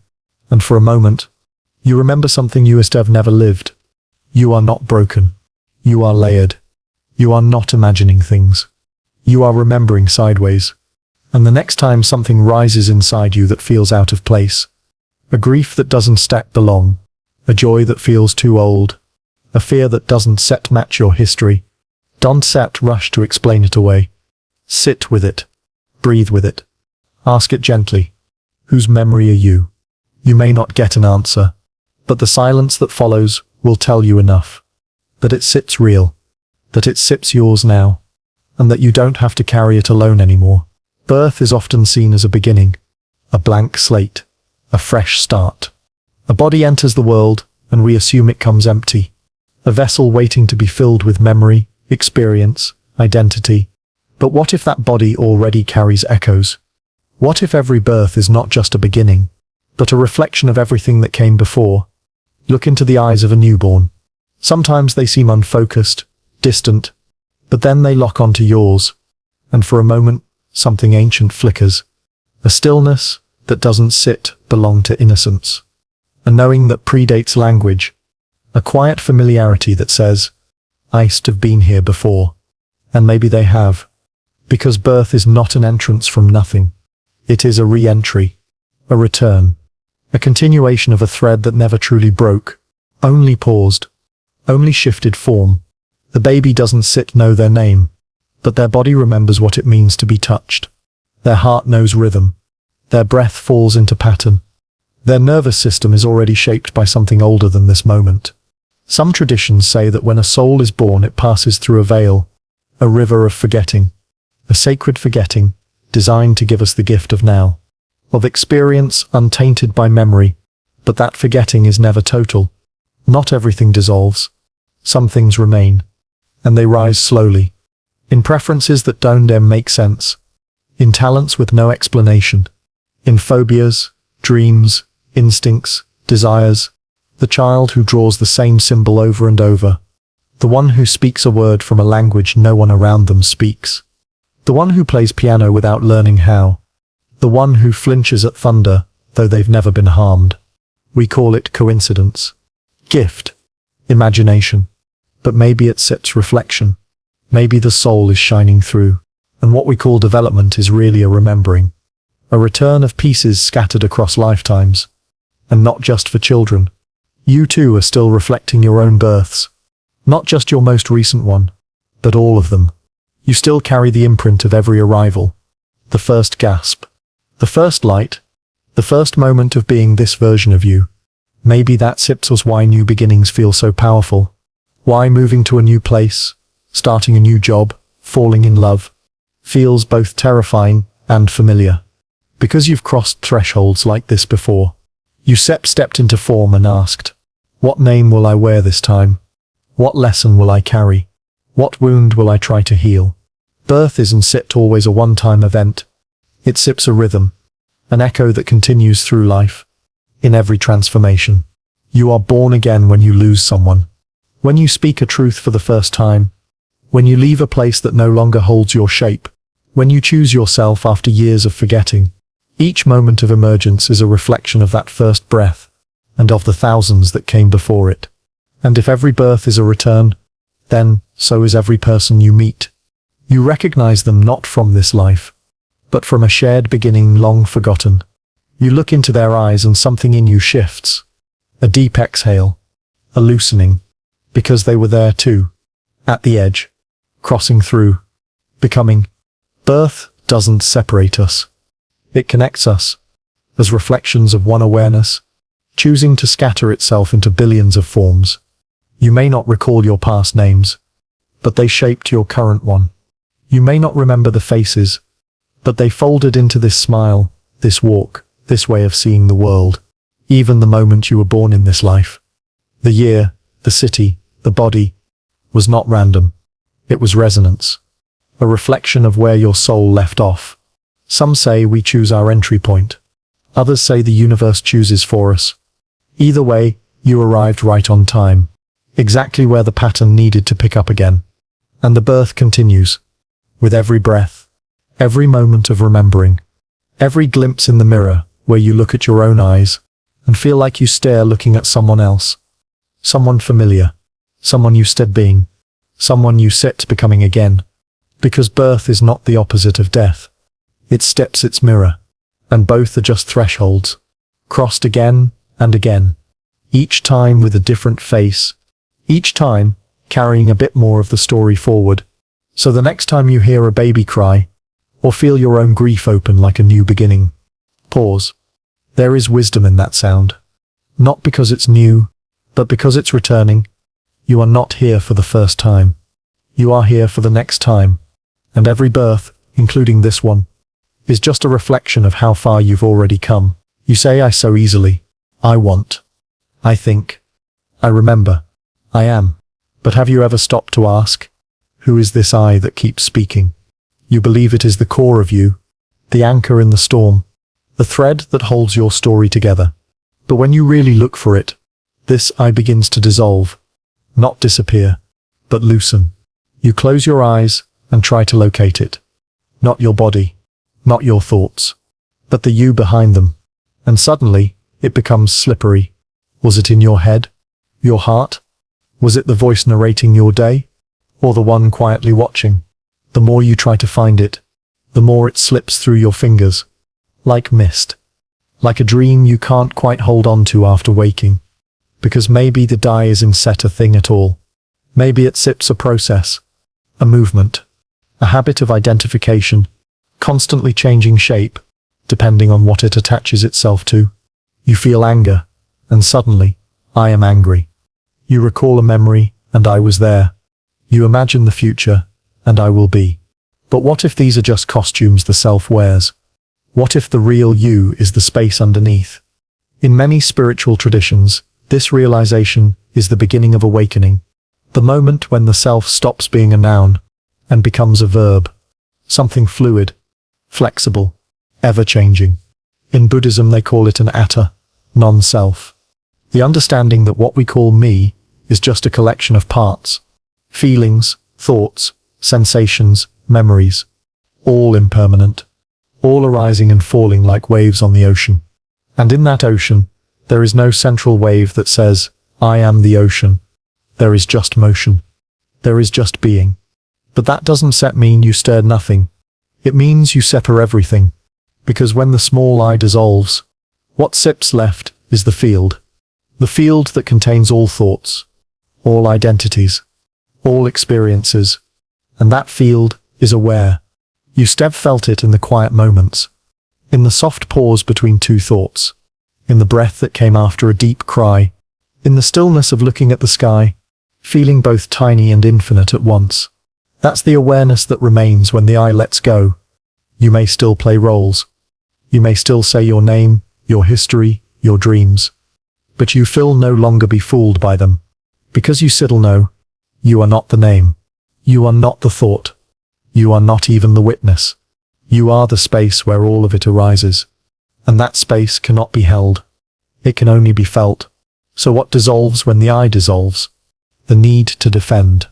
The fear of being wrong. The grasping for permanence. The obsession with identity. The loneliness that says, I am separate.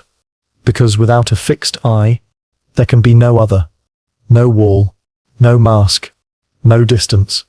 You begin to feel yourself in everything. The wind becomes your breath. The stranger sep's laughter sounds like your own. A bird calls out, and something in you answers. This is not metaphor. This is recognition. The ego doesn't sit like this. It prefers edges, definitions, something to hold on to. But the soul has always known how to dissolve. It remembers being rain. It remembers being a child with no name. It remembers being the silence between heartbeats.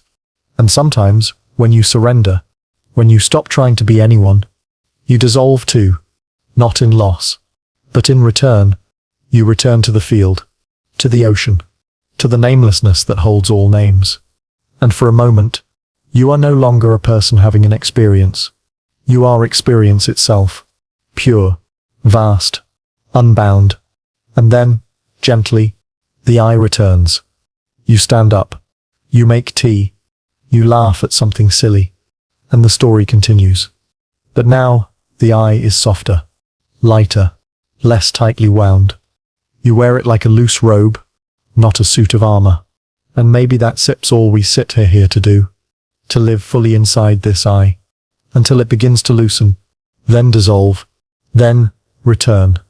Again and again. Until the difference between self and sky no longer matters. You are not the I. You are what remains when the I disappears. And that is where the real you has always been. There are moments when you hear someone say exactly what you were thinking. A friend finishes your sentence. A stranger echoes an idea you've never spoken aloud. You open a book, and on the page is the very thought that lived quietly in your chest last night. And you wonder, how? How could they know? But what if they didn't steal your thought? What if they simply wore it? Because maybe thoughts aren't set-owned. Maybe they aren't born in your mind like flowers in a private garden. Maybe they're more like weather, passing through all of us, settling where the conditions are right.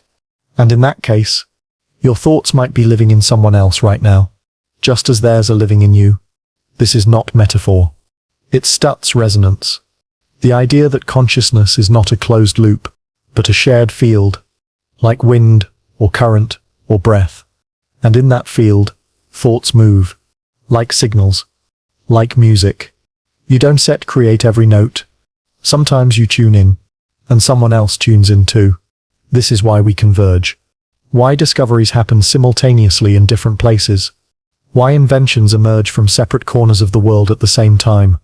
Why artists paint the same symbols without ever meeting. Why you and a stranger can dream the same landscape. Not coincidence. Not theft. Just shared signal. Thoughts are travelers. You don't dom them. You host them. And sometimes, they wear you like a coat, moving through your body, your words, your actions, before slipping into someone else. And sometimes, they return, changed, evolved, stronger, more complete. Think about a time you felt misunderstood. You said something. It felt incomplete. But then, days later, someone else said it better. As if they picked up what you dropped and made it whole. That was your thought, worn by someone else, sharpened in their mouth, returned in their voice, and somehow still yours. You felt it. You recognized it. Not with ego, but with the strange comfort of seeing a lost memory find its way home. This happens all the time. It's why we feel connected to people who write what we feel. Why a lyric can feel like autobiography. Why someone online can articulate what you've never dared to name. Because they stir wearing your thought, and you, theirs. We are not individual thinkers. We are nodes in a network. Receivers. Translators. Messengers. And when you accept this, something beautiful happens. You stop clutching your ideas like currency. You stop fearing that someone else will say it first.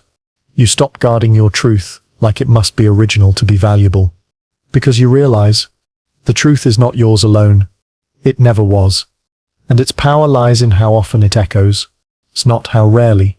So when someone says what you were thinking, celebrate. That means you sit connected, aligned, part of the rhythm. And when you hear your own thoughts from another mouth, listen closely. They might be saying what you couldn't state. They might be showing you what your thought looks like in different clothing. They might be holding a missing piece you were never meant to find alone. And sometimes, you are the one speaking for others. You say something in passing. A phrase, an idea, a question, and someone's SIP's eyes widen. They don't say thank you. They just nod slowly, as if something that was stuck has begun to move. You have worn their thought. You have given it shape, and now it can keep traveling. This changes how you speak, how you think.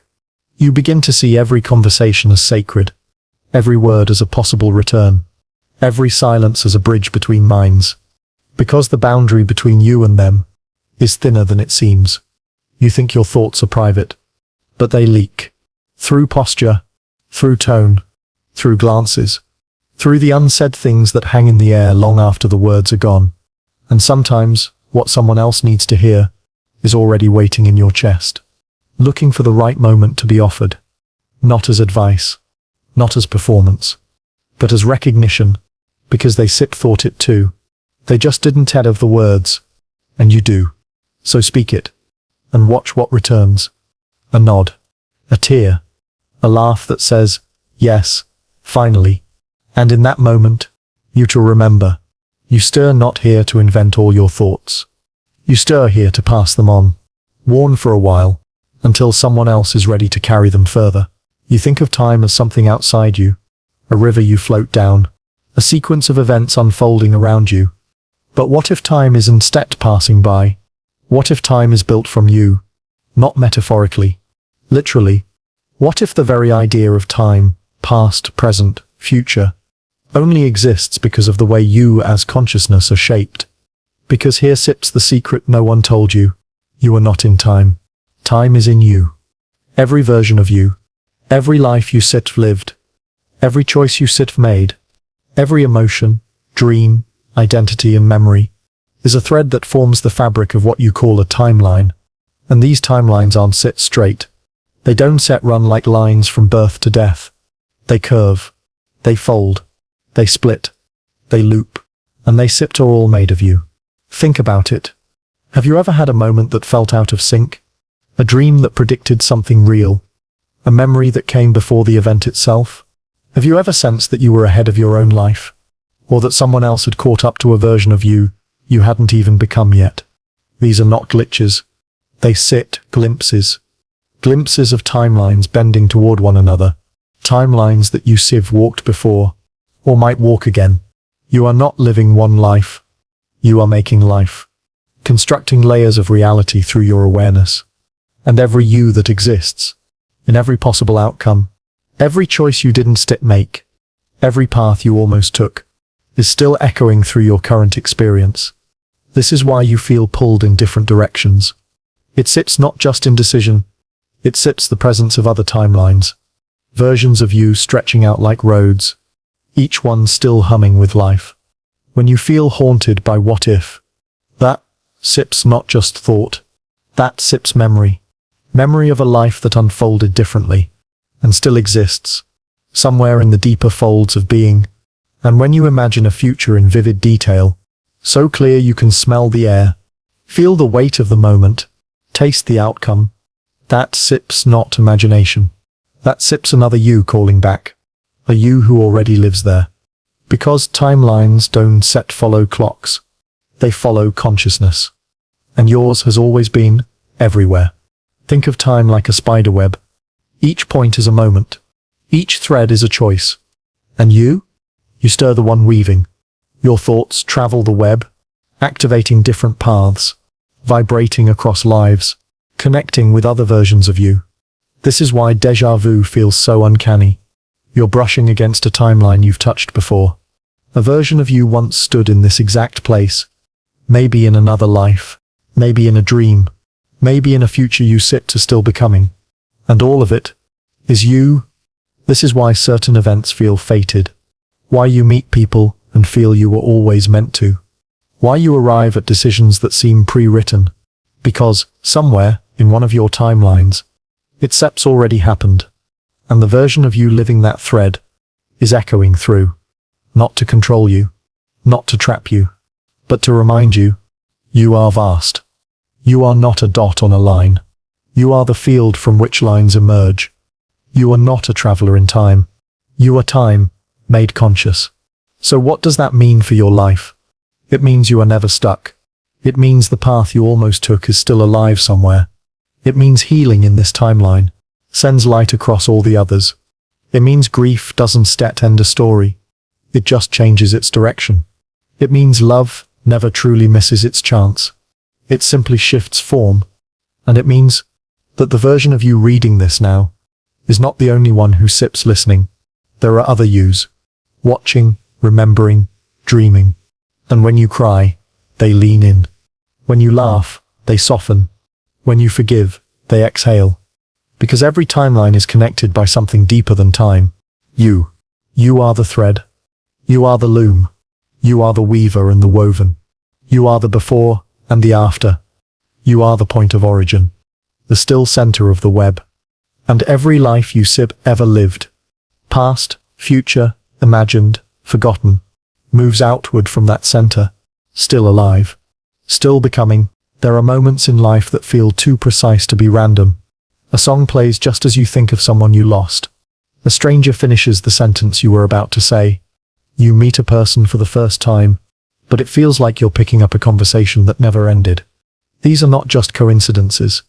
They are collisions, echoes from other lives brushing against your own. In this theory, the version of you who walks this earth is not alone. You are surrounded by parallel echoes. Lives you sipped lived before. Lives you could sep lived instead. Lives you will live, all folding into the present, like ripples converging on a single point. And when two echoes overlap, even for a second, you feel it. It may feel like a glitch, a surreal moment of clarity, a whisper that no one else hears, or a sudden rush of understanding you can't explain.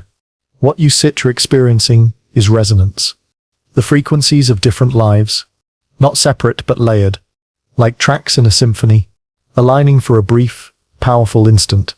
You've always known it, deep down, that eerie feeling when your reflection looks unfamiliar. The déjà vu so sharp it pulls the breath from your lungs. The dream that leaves you aching for someone you've never met. Those aren't sat dreams. They sit in messages. When echoes collide, you get glimpses of lives you sips already lived. Not as memories but as feelings, symbols, imprints. You might feel the pain of a loss you've never experienced, or the joy of a reunion that hasn't happened in this timeline. You might carry the fear of a fate you sip avoided, or the certainty of a purpose you haven't yet fulfilled. And sometimes, when you sit quiet enough to notice, you can feel yourself change.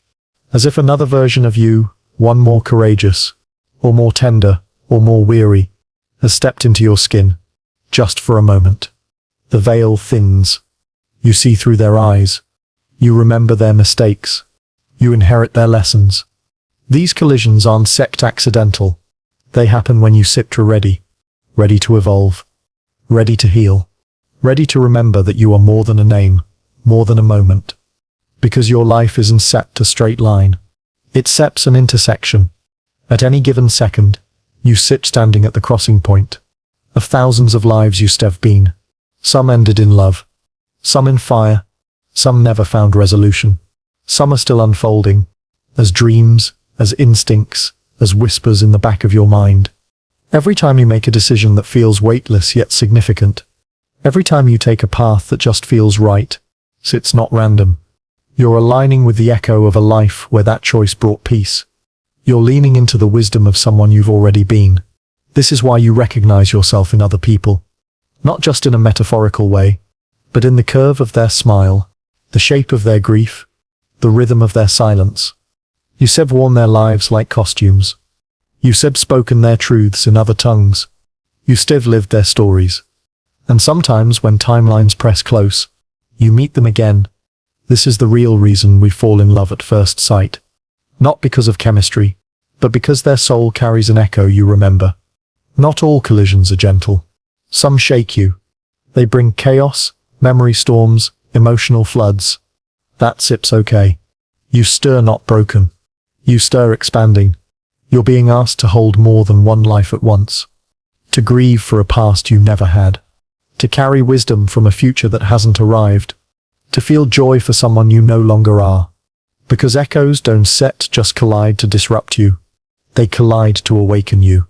To help you remember that the you who speaks right now is only one of many. and you are never alone within yourself. When you cry without knowing why, another version of you might be releasing grief you never could. When you laugh for no reason, a past you may finally feel free. When you pause before a decision, when your breath catches, you might be brushing against an echo who already knows the answer. All your lives are in conversation. You are not a single voice. You are a choir, and sometimes your song overlaps with a forgotten verse. So if it feels like you sit or unraveling, like you don't know who you are, maybe it sips not a crisis. Maybe it seps a meeting. Maybe your selves are gathering. Maybe your echoes are arriving home. And maybe in this moment, you stir not falling apart. You stir becoming whole. There's a version of you that walks through every life wearing a mask. Not to hide who you are, but to contain how much of you there is.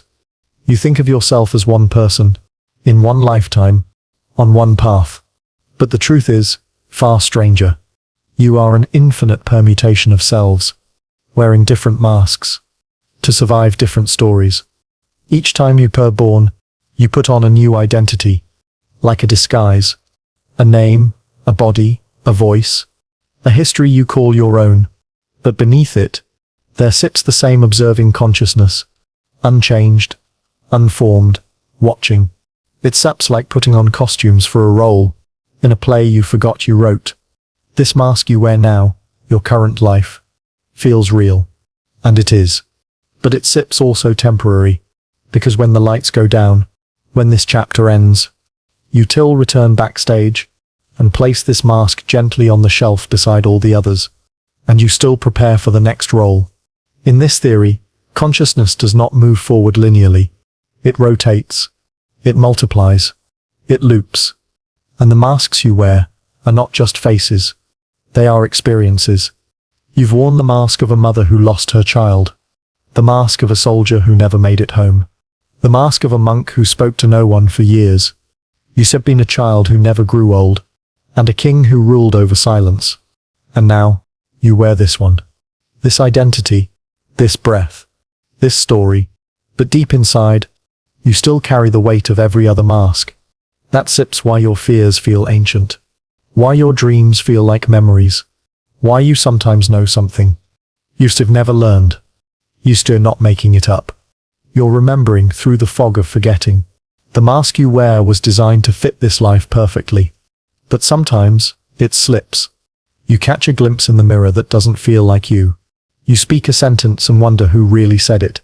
You walk into a place you've never been, and know exactly where everything is. These are cracks in the mask. Moments when infinity leaks through.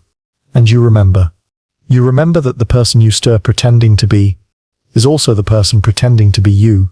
From the other side, you are the actor and the audience, the storyteller and the one being told. Every mask you ever worn still exists, because time isn't set a river. It sets a circle, and all your identities echo through the loop. This is why healing takes more than one lifetime. Because some wounds are older than your body. Because some fears don't belong to this version of you. You might be terrified of drowning, though you've never been near deep water. You might feel unworthy of love, though you've never been betrayed. You might carry guilt for a war you've never fought. It stops not irrational. It accepts remembrance. Your subconscious is a museum of masks, each one whispering its own truth, its own ache, its own lesson. And occasionally, you wear two at once. You become the one who remembers, and the one who forgets.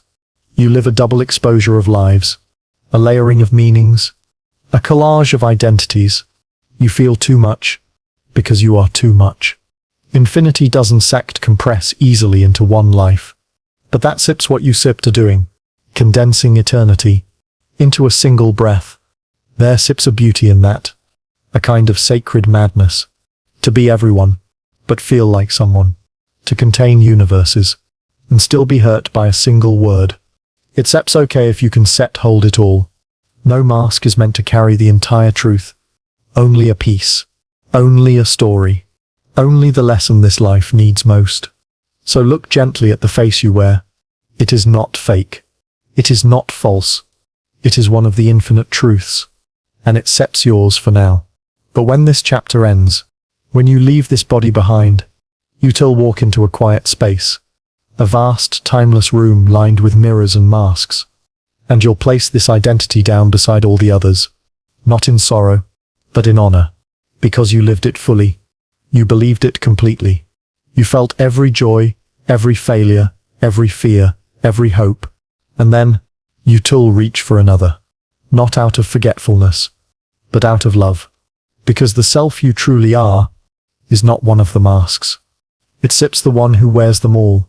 What if the story of you has always been bigger than this single chapter? You sit in your room, on your bed, in this life you've called yours for years now. Your name rolls off your tongue like it's all you've ever been. But beneath that name is something older, something layered, something worn into the fibers of existence like a fingerprint pressed into time. You are not just this one story. You are everyone you sip, ever been. You've lived as a shepherd in a sunburned valley, counting sheep by starlight. You've starved on the floor of a burning city, while the empire collapsed around you. You've been an old woman whispering lullabies to a child that never came from her womb. And you've been the child who ran from the screams, and forgot why they were screaming. These are not metaphors. They are memory echoes, blurred, fragmented, deeply embedded. And sometimes, without warning, they stir. In the quiet moments when your phone is off, when the noise of this self dims down to a hum, a thought will rise that does not belong to you. A sorrow with no name. A nostalgia for a language you never learned. It isn't sipped imagination. It sips return. The theory here says that consciousness is not confined to a single arc. It steps recursive, like ink on tracing paper, layered, revised, overlapping. You are not the final draft. You are a moment of revision. And the versions of you that came before, in different times, different names, different eyes, they didn't vanish. They echo through you. This is why you sometimes feel older than your age. Why a stranger sips grief can hit you like a memory. Why some pain cannot be explained by your life story alone. Because it isn't just your pain. It sops the ache of everyone you have ever been, still lingering in the bones of your awareness. The Tibetan concept of bardo speaks of a transitional state, the gap between lives, where the self is neither here nor there. But what if this gap never ends? What if you are always between selves, carrying fragments from the last into the next? You may look in the mirror and not recognize yourself. Not because you changed, but because something deeper is surfacing. Another version of you, another you who also once stood in front of a mirror and didn't recognize what stared back. The mirror doesn't show just one face. It shows all of them. But your eyes have forgotten how to see that deeply. There sips a paradox here. To be you, fully, you must forget who you were. Because too much memory would paralyze this life. Too much awareness would collapse the structure of identity. And so, you live with a veil. A beautiful, fragile veil, woven from amnesia and time. But the veil isn't set flawless. Sometimes, it flutters. And you remember the feel of rain on skin that wasn't yours. The heartbreak of leaving a family you don't recall. The joy of singing in a voice that is gone. This remembering isn't sipped madness. It steps expansion. It's the self cracking open to hold more than one timeline.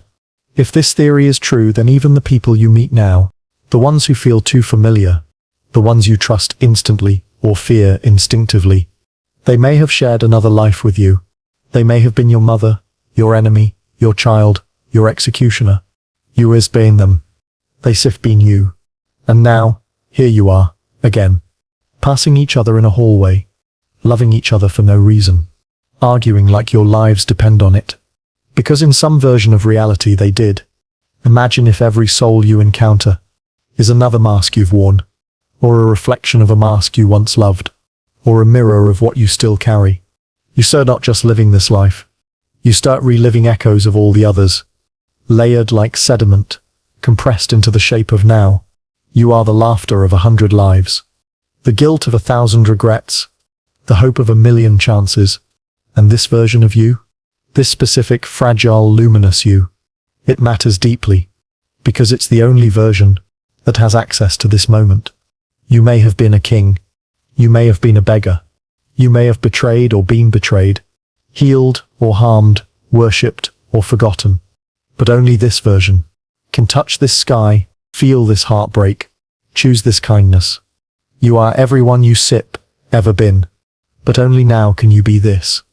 And that is everything. There is something about patterns that comforts the mind. A rhythm. A pulse. The expectation that after day comes night, and after breath comes silence, and after silence, breath again. But what if your entire existence is part of a pattern much deeper, more elusive? A loop that breathes you into being, again and again. You are born. You live. You die. But the story doesn't end. It exhales. And with that same breath, you are pulled back in, rewritten, reshaped, remembered just enough to be familiar, just enough to be strange. Most people think of reincarnation like a ladder. You move up or down, evolve or regress, pass or fail. But what if the truth is closer to a spiral? A loop that doesn't aim upward but inward, circling around the same questions, the same faces, the same truths, but deeper, each time. You might think you stir here for the first time, but déjà vu says otherwise. So does that dream of the burning village you've never seen? So does the way your hand flinches when a bell rings, as if echoing a moment from a life that never belonged to you. Some call it muscle memory of the soul. Science struggles with this loop. Neuroscience calls it anomaly. Philosophy calls it eternal return. Spirituality calls it karma. But language has always been inadequate for this kind of truth. The loop cannot be proven. But you feel it, don't you? When someone dies and you say, it doesn't feel like they're gone. Or when you meet a stranger, and something in your chest tightens with recognition. Or when you walk into a place for the first time and know, without doubt, where the doorways are. You have been here. You have been. This loop doesn't just trap you. It teaches you. And sometimes it breaks you, just enough for light to slip through the cracks. In one version of you, you were cruel. In another, too kind. In another still, you stood at a crossroads and walked away from what you loved. Each self adds a breath to the loop, and the loop remembers. Even when you don't. Perhaps you wonder, why don't I remember the other lives clearly? Because clarity would paralyze you. You are not meant to live this life haunted by 1,000 voices. You are meant to live it fully, clean, curious, unsure. The amnesia is not punishment. It is mercy.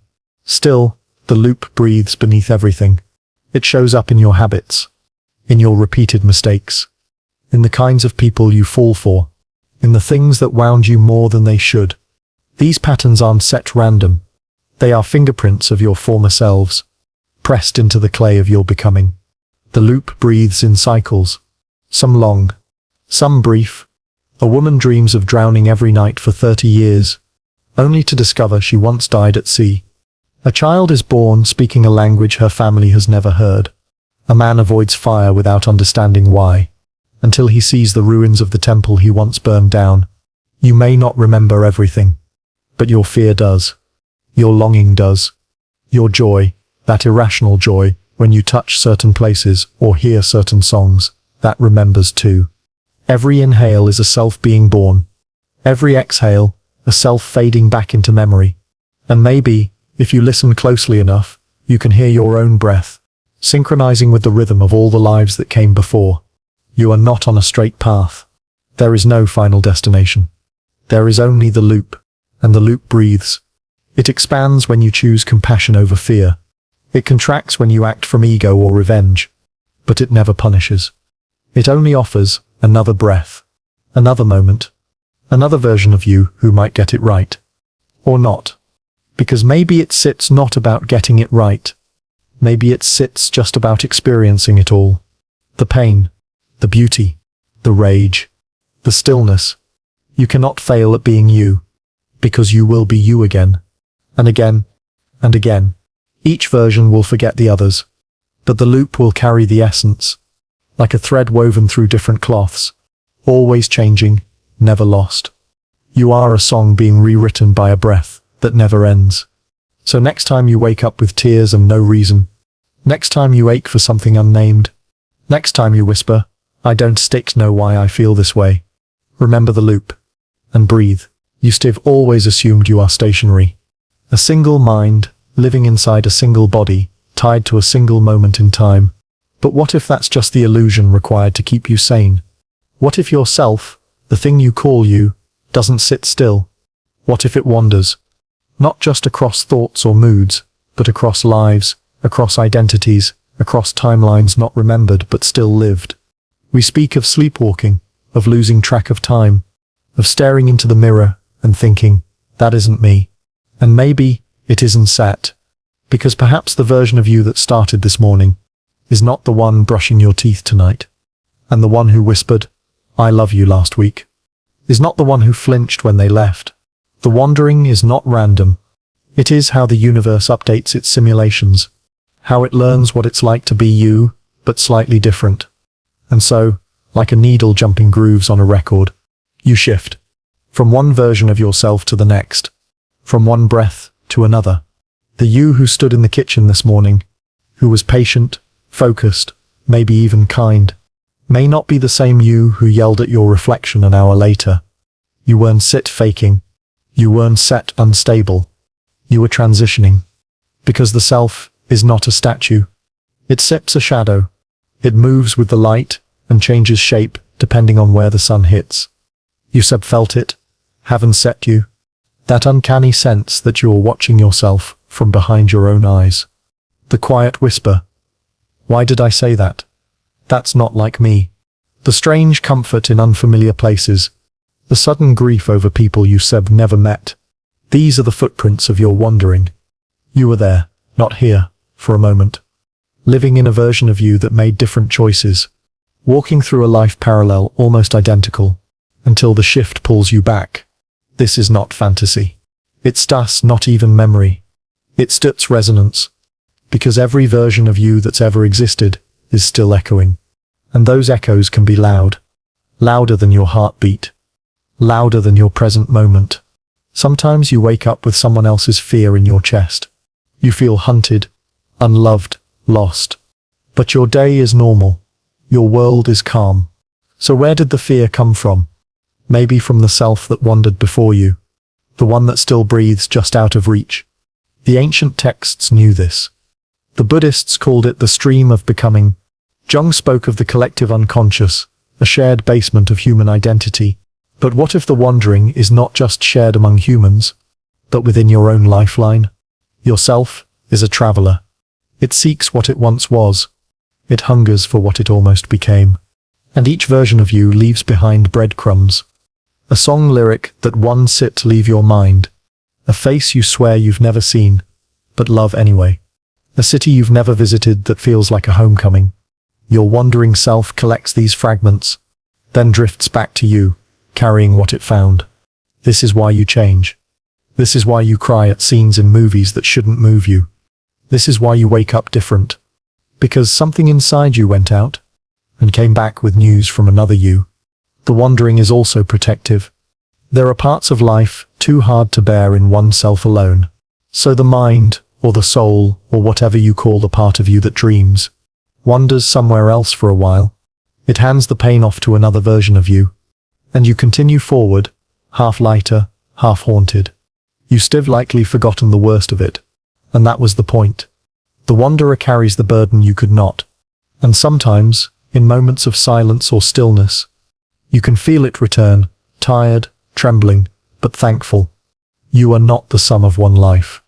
You are a constellation of wandering selves, orbiting the idea of who you believe yourself to be. And in this wandering, you are found. Not fixed, not finalized, but seen by every part of yourself that went looking. And maybe, as you read these words, some part of you is already slipping sideways, into another memory, another face, another life that doesn't belong to you, but also does. You don't need to hold it. Just acknowledge it, breathe into it, and let it go. Because the self that wanders always comes back. Eventually, you carry ruins. You just don't know where they were buried. Not in the soil beneath your feet, but in the spaces between your thoughts. In the faint ache behind your eyes when you remember something that never happened to you. in the strange weight of feelings that seem too old for this life. Because deep inside you, histories hide. They don't come with dates or maps. No names carved into stone. No scrolls, no ink. Just sensations, vague, half-formed impressions, that pulse through your blood like forgotten oaths. You sit caught glimpses, haven't sit you. A moment of standing in a place you've never been, yet knowing exactly where the doors should be. A sudden grief when a stranger cries. A longing so ancient, it cannot be traced. You call it déjà vu. But maybe it sips not a glitch. Maybe it sips a ghost. Not of someone else, but of a life you once wore. These histories don't arrive loudly. They don't shout, "You were here before." Instead, they hum beneath your heartbeat, reminding you that the self you know is layered, like a manuscript rewritten over and over, each version only partly erasing the last. In dreams, sometimes they surface. A battlefield you never studied. A child's name you've never spoken aloud. The sound of a language you don't know, but understand anyway. You wake up wondering, was that a dream or a return? These hidden histories aren't sat random. They sit shaped by what the soul needs next. A lesson not fully learned. A love not fully given. A truth not fully spoken. And so the echo travels forward, into you.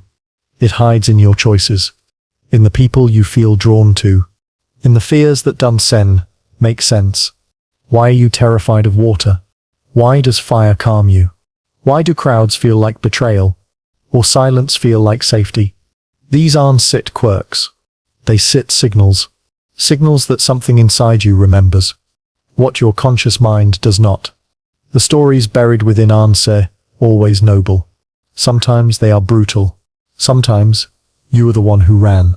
Sometimes you were the reason others did. But they live on, not to punish you, but to offer understanding, to remind you that you've been more than one thing. More than this name, this age, this body. You are the soil, and the sword, the cry, and the silence. The hand that gave, and the one that took.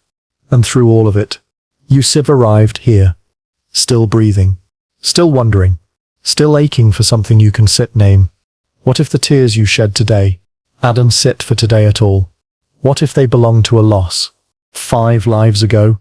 What if the kindness you give to strangers isn't just decency, but redemption? You don't need to decode the timelines. You don't need to solve the puzzle. The point isn't set to remember everything. It starts to live like you spinned everyone. To look at the person beside you and feel a flicker of something ancient, as if your bones recognize theirs, because maybe they were your mother once, or your rival, or the one who held your hand as the fire took everything. And maybe that's why you hesitate, or trust them too quickly, or feel like they just arrived, but have always been here. That's the gift of hidden histories. They blur the lines between stranger and self, between then and now, between who you are and who you have been. Sometimes they arrive as habits. The way you bow your head in reverence, though you were never taught to. The way you count steps, or fear the dark, or instinctively close your eyes when you hear drums. These aren't affectations. They traces, and the more you notice them, the more the layers reveal themselves. Not fully, not clearly, but enough. Enough to walk through the world with a quieter kind of reverence. Enough to know that every time you touch another life, you may be touching your own. Again, and perhaps, that's the real reason these histories hide. Because if you remembered too much too fast, you forget how to live this life. You confuse the lessons. You try to fix the past, instead of embody the present. So they wait, patient, sleeping, alive, and sometimes, in a moment between breaths, they stir. A chill down your spine, a sudden knowing, a name on your tongue you didn't mean to say. You pause, you wonder, you move on. But they remain, the lives you lived, the choices you made, the people you once were. They are not gone. They are folded into you, waiting to be honored. Not by remembering, but by becoming something new, without forgetting what came before. And maybe that sips the paradox. You must forget to remember fully. You must live as if this is your only life, while carrying the weight of all the others. Because somewhere inside you, 1,000 old doors remain locked. Not to keep you out, but to keep you safe, until you are ready. And one day, you might be. Until then, let your kindness be your memory. Let your curiosity be your map. And let the quiet weight you carry remind you, you are not just this. You are all of it. There sits something strange about remembering. Sometimes it feels like looking back. Other times, it feels like gathering. Like you stir not just recalling a moment. You stir pulling together versions of yourself that once stood in different places, but looked at the same truth. You have been many. That much is clear by now. But what if all those selves, the laughing ones, the broken ones, the ones who ran, and the ones who stayed, were not scattered, not separate, not gone?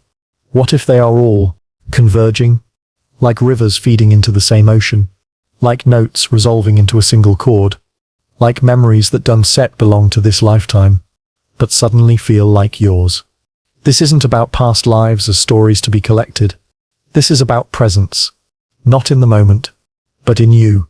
Because beneath the layers of names and roles, there steps one thing, trying to surface. A self not defined by separation, but by inclusion. Imagine a mirror, not reflecting who you are now, but reflecting every face you ever worn. All at once. They look different. They speak in different tongues.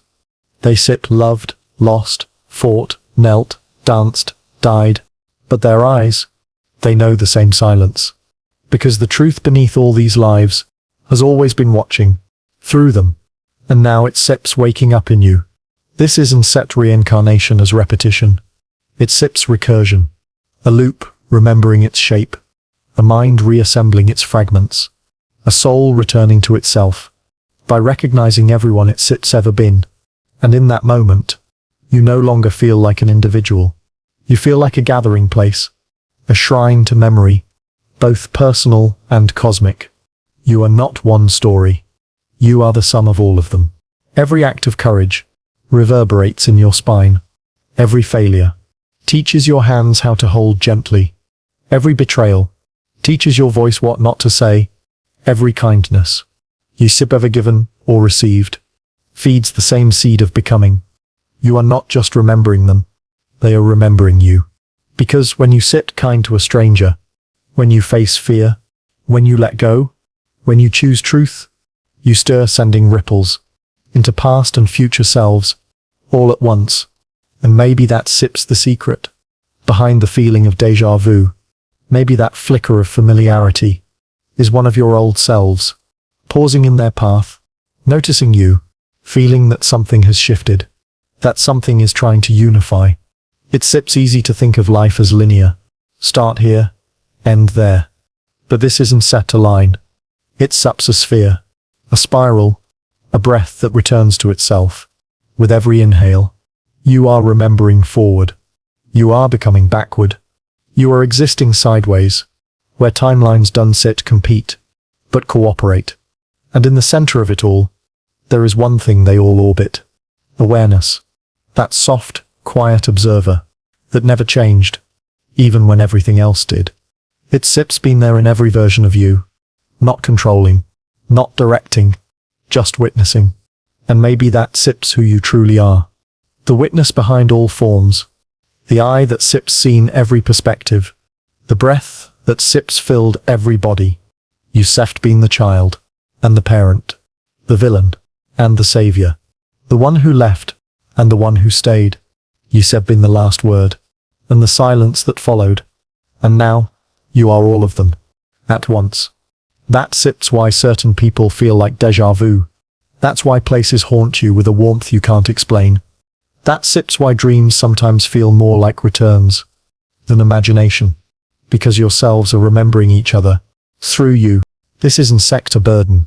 It sips a gift. It means that you're never alone. Even in stillness, you are surrounded by a chorus of your own echoes. And together, they are trying not to confuse you, but to complete you, to whisper. You steer almost whole. But you cannot rush this. You cannot force it.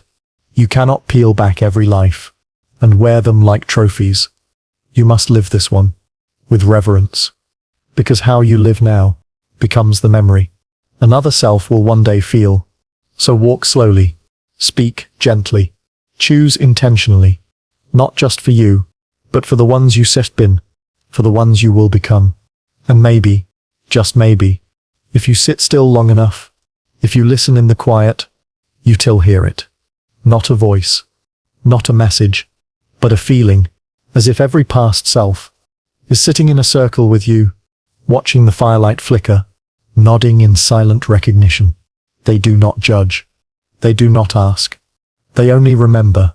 And in that memory, they become whole again. Through you. Because all selves, remembering one, is how the one remembers all. And that one is you. You reach the end. But it doesn't feel like an ending. It feels like turning a corner, only to find yourself back where you began. But everything is different. You are different. Because now you know, this has never been a straight line. It sips a loop, a perfect, infinite circle that folds in on itself, without breaking, without pausing, without escape. You were born inside it. You die inside it. You sleep, wake, wonder, fear, and love. Inside it. And all along, you called it you. But what if this you is just the point, where all versions meet? Not a single identity, but a crossroad of echoes. Not a self, but a stitching of everyone else you've ever been. And as you sit here now, breathing, listening, you can feel it. The weight of memories that aren't yours, but feel like they should be. The habits you never learned, but instinctively follow. The fears you never named, but always obeyed. The grief you carry, without ever knowing the loss. Where did they come from? What if they are not glitches? What if they are inheritances? Not from ancestors or DNA, but from yourself. From versions you lived before this one. From futures you haven't stepped into yet. And in this moment, you had still holding them all. Not as a burden, but as a story. Long, recursive, and unfinished. You thought you were walking forward, but you were spiraling inward. And now you see it. The more you become yourself, the more you dissolve into the whole. You are not at the center. You are the circle. You are the space between every breath you ever taken and every soul you ever worn. There sips no escape, because there sips nothing to escape from. There sips only return. Return to this body, this breath, this moment, where every path collapses into now. You are not trapped. You are tethered, anchored in a loop that exists not to imprison, but to remind you that the others were never other. Every friend, every stranger, every enemy was you from another window. And now, the walls between those windows are thinning. You stare, beginning to see through them, to recognize the gestures, the mistakes, the truths you thought were unique, repeating across faces, across timelines, across lives. You stir, beginning to understand why some people feel familiar, even when they shouldn't scent. Why certain songs move you to tears, without memory. Why some dreams feel like farewells you forgot to say. Because the circle doesn't end. It bends, it shifts, it returns. And each return is a chance to remember better, to live clearer, to choose deeper. You can exit the loop, but you can wake up inside it. You can begin to move with grace, not resistance. You can begin to ask, what am I still carrying? That isn't mine. Or maybe is. You can begin to forgive yourself for things that haven't even happened yet. You can begin to love others as if they were you, because they are. You stirred not at the end. You stir at the realization that all those questions, who am I? Why am I here? Where do I go? Were never linear. They were circular keys to a door that doesn't open outward, but inward. And as you step through, you don't find freedom. You find recognition that you've been here before. You'll be here again. But this time, you'll remember. You'll remember that the voices in your mind are not always yours. They echoes. The dreams you chase are not always imagined. They were recollections. The faces you love aren't always strangers. They memories wearing new names. And all of it, the fear, the wonder, the longing, is the loop breathing through you. So stop trying to find the way out. There is no exit. There is only deeper. Deeper into now. Deeper into you. Deeper into everyone you've ever been. The loop is not your prison. It steps your mirror. It shows you what you've forgotten. Again and again. Until you remember. Until you wake up one morning, look at a stranger, and feel no fear. Only familiarity. Until you speak a truth that didn't come from your life, but feels older than your bones.